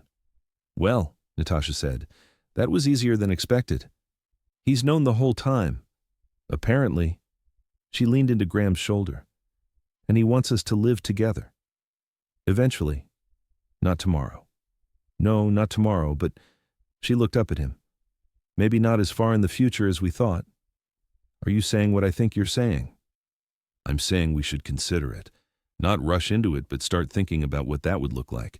Combining households, making a real home for all three of us. Graham pulled her closer. I'd like that. A lot. But I want to do it right. Court you properly. Make sure Elijah's ready. Make sure you're sure. I'm sure. About you, about us, about this. She kissed him. But you're right. Let's do it right. Take our time. Build something that will last. Forever. Forever, she agreed. From down the hall, Elijah's voice rang out. Rocket launching. 3, 2, 1, Blast off. They smiled at each other, this moment perfect and ordinary, and everything they'd almost lost. Come on, Graham said, pulling her to her feet. Let's go watch the rocket launch. Together? Always together. Grab your tissues because this family is healing. Drop a, if you're loving Graham, Natasha, and Elijah's journey. Chapter 4 is where everything comes together. You don't want to miss what happens next. Subscribe to Dear Love Diaries for more second-chance romances that restore your faith in forever. Chapter 4. 2 months later, November. The custody agreement was finalized on a Tuesday morning in a conference room that smelled like coffee and leather. Natasha sat across from Graham, their lawyers flanking them, as they signed papers that made everything official. Joint legal custody. Shared physical custody with a flexible schedule built around Elijah's needs rather than rigid rules. College funds established, medical decisions shared, holidays alternating but with provisions for all three of them to celebrate together if they chose. It was everything Graham had wanted. Legal assurance that he was Elijah's father in every way that mattered. Protection against the fear that Natasha might disappear again. But signing those papers felt wrong somehow, too formal. Too much like they were preparing for failure rather than building toward forever. When the lawyers left to file the paperwork, Graham and Natasha sat alone in the conference room. This is good, Natasha said, but her voice lacked conviction. Now everything's official, clear, protected. Yeah, Graham stared at the signature line where he'd just written his name. Protected. You got what you wanted. Legal rights to Elijah, formal custody arrangements. I did. He looked up, met her eyes. So why does it feel like we just took 10 steps backward? Natasha's shoulders slumped. Because we're planning for a life apart when what we actually want is to be together. Exactly. Graham pushed the papers away. These agreements assume we're going to fail, that we'll need lawyers and schedules and formal exchanges. But we need legal protection. Do we? He moved around the table, pulled her to her feet. Or do we need to stop being afraid and actually commit to what we both want? What do we both want? You, me, Elijah, under one roof, as a family. Not my place and your place and custody schedules. Just us, together. Natasha's heart raced. Graham, we've only been together 2 months. We were together for 2 years before. We've been co-parenting for 2 months. We have a 5-year-old son. He cupped her face. And I wake up every morning wishing you were there. Every night Elijah's at your place, I miss him, miss you both. This splitting time thing, it's not what any of us want. What are you saying? I'm saying move in with me, you and Elijah, make my place our place. Let's stop pretending we need an exit strategy and just be a family. That's a huge step. It is, and I know it's fast. But Tasha, we're not strangers figuring each other out. We're two people who loved each other, lost each other, and found our way back. We have a child together. What are we waiting for? For it to feel less scary? She offered weakly. It's always going to be scary. Love is terrifying. But staying apart because we're afraid? That's even scarier. He kissed her softly. Move in with me. Let's do this right. Natasha wanted to say yes, wanted to jump without a safety net. But 6 years of fear didn't disappear in 2 months. Can I think about it? Disappointment flickered across Graham's face, but he nodded. Of course, take your time. But Tasha, I'm not going anywhere. I'm all in, whenever you're ready. 1 week later, Natasha's office. You're being an idiot, Keisha announced, dropping into Natasha's office chair with zero ceremony. Good morning to you too. Don't good morning me. That man asked you to move in a week ago and you're still thinking about it. What exactly are you thinking about? Whether it's too fast, whether Elijah's ready, whether you're going to let fear ruin this again? Keisha leaned forward. Because that's what you're doing, Nat. You're so scared of it falling apart that you won't let yourself fully commit to it working. That's not, it is. You've been given a second chance with the love of your life. A man who adores your son, who wants to build a family with you, who literally spent 6 years carrying a torch, and you're hesitating because, what? Because it might not work out? Because what if it doesn't? Natasha's voice broke. What if we move in together and it's a disaster? What if Elijah gets attached to having us all together and then we fall apart? What if it's everything you've ever wanted and you're about to throw it away because you're too scared to try? The words hung in the air. I already hurt Graham once, Natasha whispered. I kept his son from him for 5 years. If I do this and it doesn't work, if I break his heart again, then you'll deal with it, together, like adults who love each other. Keisha's voice softened. But Nat, you can't protect everyone from everything. You can't control the future. All you can do is choose to be brave right now. What if I'm not brave enough? Then fake it until you are. That's what bravery is anyway, being scared and doing it anyway. After Keisha left, Natasha sat in her office staring at nothing. Her phone buzzed. A text from Graham with a photo attached. It was Elijah at Graham's place, drawing at his desk. The caption read, "He asked if you're coming for dinner." I said probably not, since it's a school night at your place. He got very quiet, then drew this. The attachment was a crayon drawing. 3 stick figures in front of a house. Mommy, me, and Dad all holding hands. Above them, in Elijah's careful printing, "Our home." Natasha's eyes filled. Her phone rang. Graham. "Hey," she answered. "Did you see it?" I did. "Nat, I'm not trying to pressure you, but he wants this. He talks about it constantly, about when we all live together, about having his own room at our house instead of Mom's house and Dad's house." "I know. And I want it too. Wake up with you every morning, help with homework every night, be there for the mundane stuff, not just the fun weekend parts. I want all of it." "I'm scared," she admitted. "Me too. But I'm more scared of waking up in 5 years and realizing we wasted time being afraid instead of being together." Natasha looked at the drawing again, at her son's hope captured in crayon and printer paper. "Okay," she heard herself say. "Okay? Okay, let's do it. Let's move in together." The silence on the other end lasted so long, she thought the call had dropped. "Graham, I'm here. Just," his voice was thick. "You mean it?" "I mean it. It's terrifying and huge and probably crazy, but yes. Let's build a home together, all 3 of us." "When? Is next month too soon?" "Next month is perfect. God, Tasha, you just made me the happiest man alive." She laughed through her tears. "We're really doing this. We really are. And Natasha, thank you. For being brave, for trusting me, for giving us this chance. Thank you for not giving up on me. Never. I'm never giving up on us." 3 weeks later, moving day. Graham's penthouse, soon to be their penthouse, was chaos. Boxes everywhere, movers carrying furniture, Elijah helping by providing running commentary on every item. "That's Mommy's favorite chair. Be careful." "Those are my books. They go in my room." "Is that the kitchen stuff?" "Mommy makes the best pancakes." Natasha stood in the middle of the living room, feeling overwhelmed. This was real. They were really doing this, combining 6 years of separate lives into one shared space. "Hey!" Graham appeared at her elbow with water. "You okay?" "Just processing. This is big." "Huge." He pulled her close. "But good, right?"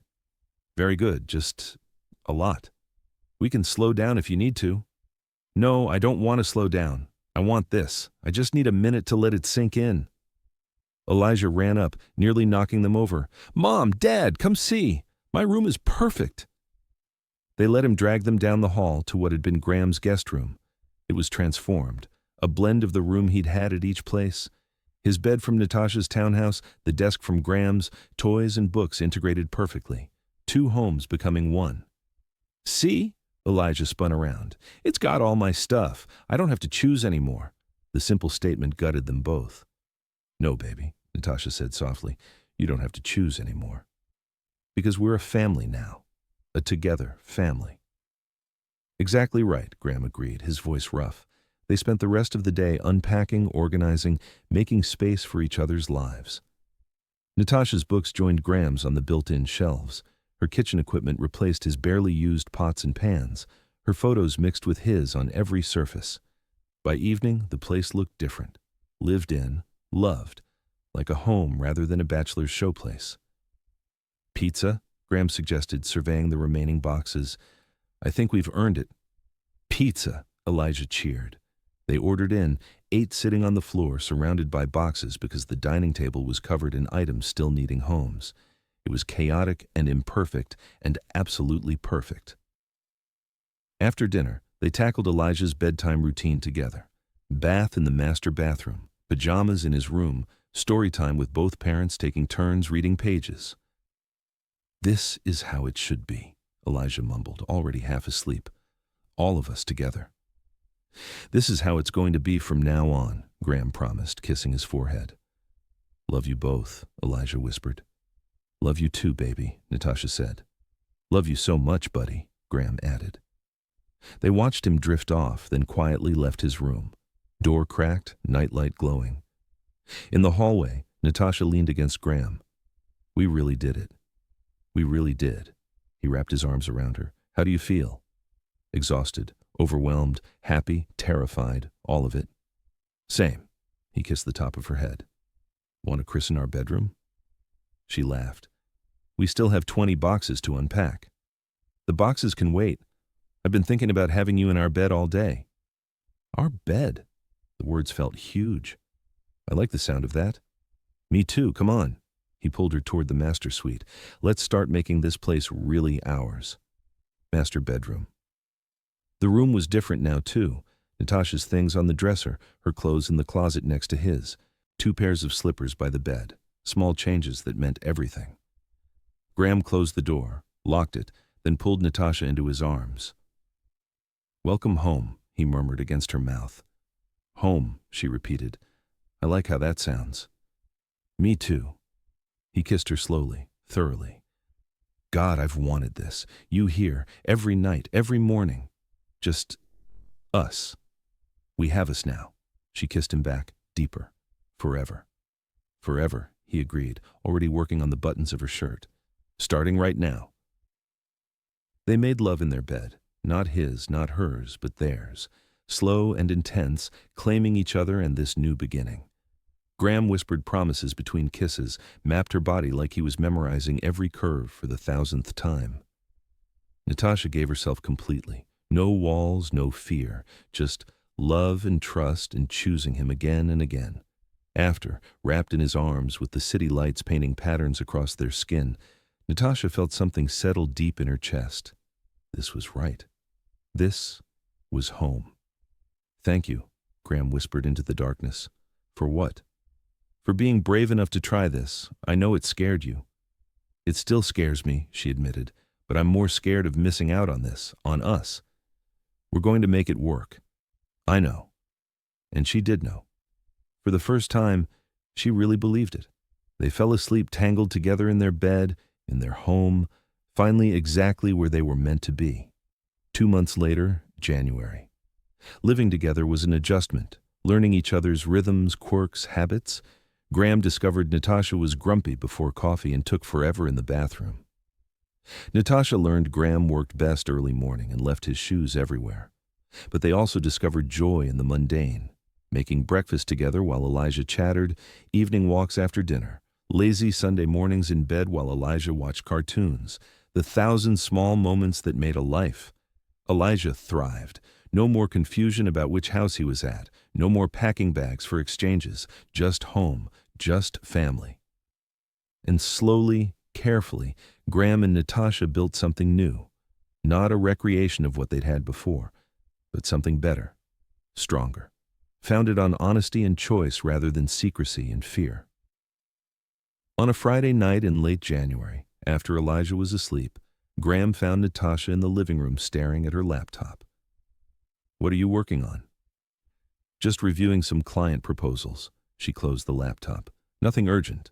He sat next to her, pulling her feet into his lap. "You've been quiet tonight. Everything okay?" "Everything's perfect. That's the problem." "How is perfect a problem?" "Because I keep waiting for the other shoe to drop, for something to go wrong, for this to be too good to be true." Graham was quiet for a moment, his hands massaging her feet. "Are you happy, Tasha?" "Incredibly." "And Elijah's happy?" "The happiest I've ever seen him." "And we're good? Us?" "We're better than good." "Then why are we waiting for disaster?" He met her eyes. "Maybe this is just what it's supposed to be." Maybe we fought hard enough for it that we actually get to keep it. Tears welled in her eyes. I want to believe that. Then believe it. We're not the same people we were 6 years ago. We've been through the worst: separation, heartbreak, missed years. We survived all that. We can handle whatever comes next. Together. Always together. He pulled her close. And Natasha, I have something I want to ask you, something I've been thinking about for a while. Her heart jumped. Okay. Not tonight, soon. I'm just preparing you, making sure you know where my head is. Where's your head? It's in forever. It's in making this official in every way. It's in... He stopped himself. Soon. I'll ask soon. Natasha knew what he meant, could see it in his eyes, feel it in the way he held her. He was going to propose. I love you, she said, instead of asking the questions burning on her tongue. I love you too. So much it still scares me sometimes. But you're doing it anyway. Every day, because you're worth the fear. They stayed up late talking about everything and nothing. About Elijah's upcoming 6th birthday. About Natasha's business growth. About Graham's latest investment. About the life they were building one ordinary day at a time. And when they finally went to bed, Natasha felt something she'd never quite felt before. Safe? Not just physically, but emotionally. Safe enough to believe in forever? February, Elijah's 6th birthday party. The party was at their home, not Graham's place or Natasha's, but theirs. Kids from Elijah's class running everywhere, parents making small talk, decorations everywhere because Elijah had insisted on space theme and dinosaurs. Natasha's mother flew in from Detroit, her first time meeting Graham. The meeting Natasha had been dreading. So you're the man who put that light back in my daughter's eyes, her mother said, studying Graham like she could see straight through him. Mrs. Reynolds, it's an honor to meet you. It's Ms. Reynolds, never remarried after Natasha's father left. She let that hang in the air. You planning to stick around? Mom, Natasha started. I'm not going anywhere, Graham said firmly. I love your daughter. I love our son. And I'm committed to this family for the rest of my life. Words are easy. My ex-husband had pretty words too. I'm not your ex-husband, and I already missed 5 years with Elijah because of miscommunication and fear. I'm not wasting another day. So yes, Ms. Reynolds, I'm sticking around for good. Natasha's mother studied him for a long moment, then nodded. Good, because my grandson deserves better than I got. They both do. Later, when the party was winding down and kids were being picked up by parents, Graham pulled Natasha aside. Come with me, 5 minutes. Graham, we have guests. Keisha's got it covered. 5 minutes, please. He led her to the bedroom, closed the door. When he turned, his hands were shaking. Graham, what's wrong? Nothing's wrong. Everything's right. That's the point. He took a breath. I had this whole plan. Romantic dinner, maybe at the place where we had our first date, or the park where I first met Elijah as my son. Some grand gesture.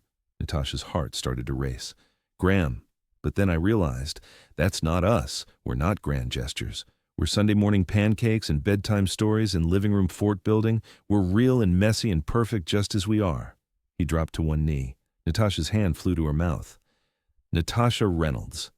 He pulled out a ring box. 6 years ago I lost you and didn't even know I'd lost a son too. It was the darkest period of my life. But finding you again, finding Elijah, building this life together, it's shown me that some things are worth fighting for. That love doesn't give up, even when it should. Tears streamed down her face.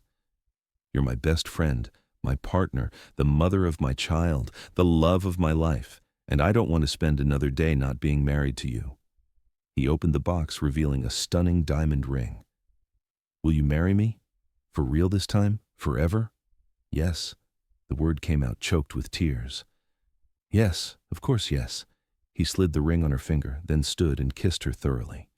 Through the door, they could hear Elijah's voice. Where's Mom and Dad? They broke apart, laughing and crying at once. We should tell him, Natasha said, looking at her ring. Together? Always together. They returned to the party hand in hand. Everyone was gathering for cake. Elijah stood next to the space dinosaur monstrosity covered in candles. Before we sing, Graham said loudly enough for everyone to hear, Natasha and I have an announcement. The room quieted. Graham pulled Natasha close. We're getting married. For a moment, silence. Then Keisha screamed with joy. Natasha's mother started crying, and the other parents burst into applause. But the best reaction was Elijah's. He looked between them, eyes wide. Then the biggest smile broke across his face. Finally, he shouted. I've been waiting forever. Everyone laughed. Graham scooped him up. What do you think, buddy? Want me to be your dad officially? You already are my dad, but this means we're a family for real, right? Like, forever? Forever, Graham promised. Good. Elijah hugged him tight. Can we have cake now? That night, after everyone left and Elijah was asleep surrounded by new birthday toys, Graham led Natasha back to their bedroom. Hello, fiancé, he said, closing the door. Hello, fiancé. She couldn't stop looking at her ring. This is real. Very real. He pulled her close. You're going to marry me. I am. Are you sure you're ready for that? Being married to me means putting up with my moods, my workaholic tendencies, He kissed her quiet. It means waking up next to you every morning, building a life together, maybe giving Elijah siblings if you want more kids, growing old together. I've never been more ready for anything. Siblings. Natasha tested the word. We've never talked about that. Do you want more children? I don't know. I always thought I'd have more than one. But it was just me and Elijah for so long, I stopped thinking about it. Well, we don't have to decide tonight. We have time. He traced her jaw. But I like the idea. A little girl with your smile. Or another boy who challenges me like Elijah does, or both. You've thought about this. I think about everything when it comes to us, our future, what we're building, what we could have. His hands slid down her sides. But right now, I'm thinking about how I want to make love to my fiancé. Heat pooled in Natasha's belly. Is that so? Want to prove to her that she's not just the mother of my child I'm settling for. Want to show her that she's everything. His mouth found her neck. That I choose her, want her, need her. Graham, his name came out breathy. Tell me you know that, he murmured against her skin. Tell me you know you're not an obligation, that this isn't just about Elijah. I know, but there was a tremor of doubt in her voice. He pulled back, cupped her face. Tasha, look at me. She did, seeing the intensity in his gray-green eyes. I'm not marrying you for Elijah's sake. I'm marrying you because I can't imagine my life without you in it, because you make me better, because when I think about forever, you're in every single moment. He kissed her softly. You're not the consolation prize. You're the whole damn jackpot. Tears spilled over. How do you always know what I need to hear? Because I know you. Every fear, every doubt, every beautiful, complicated piece of you. He kissed away her tears. And I love all of it. Show me, she whispered, with pleasure. What followed was different from their other times together. This was claiming, Graham proving with touch and word and absolute devotion that she was chosen, wanted, essential. He undressed her slowly, reverently, worshiping every inch of skin revealed. Mine, he whispered against her collarbone, my fiancée, my future wife. Mine. Yours, she agreed, helping him shed his own clothes. And you're mine. Always. They came together with intensity and passion, but also with tenderness. Graham made love to her like she was precious, irreplaceable, everything. And Natasha surrendered completely, let herself believe that she wasn't just the package deal, but the whole point. I love you, he breathed against her mouth as they moved together, not because you gave me Elijah, not because we have history, but because you're you, brilliant and stubborn and strong and perfect, just as you are. I love you too. She pulled him closer, meeting him thrust for thrust. I'm sorry it took me so long to believe we could have this. We have it now. That's all that matters. When they reached their peak together, it felt like more than physical pleasure. It felt like a promise, a commitment, a claiming of each other that went beyond any ceremony or legal document. After, wrapped in the sheets with her ring catching the light, Natasha finally felt it. She wasn't the convenient choice. She was the only choice. When do you want to get married? Graham asked, his fingers tracing lazy patterns on her skin. Tomorrow? She laughed at his expression. I'm kidding, but soon. I don't want a long engagement. Good, neither do I. Spring? Spring sounds perfect, something small. Just us and the people we love. And Elijah is the ring bearer? Obviously, she smiled. He'd never forgive us if we left him out. Our little boy is 6 now, getting so big. I know. Sometimes I look at him and can't believe he was ever that tiny baby I was so scared to tell you about. No more fear, Graham said firmly. We're done with fear. From now on, we choose courage. And each other. Always each other. They made love again, slower this time, savoring, building toward the forever they'd promised each other. And in his room down the hall, Elijah slept peacefully, dreaming of his family, finally, completely, perfectly together.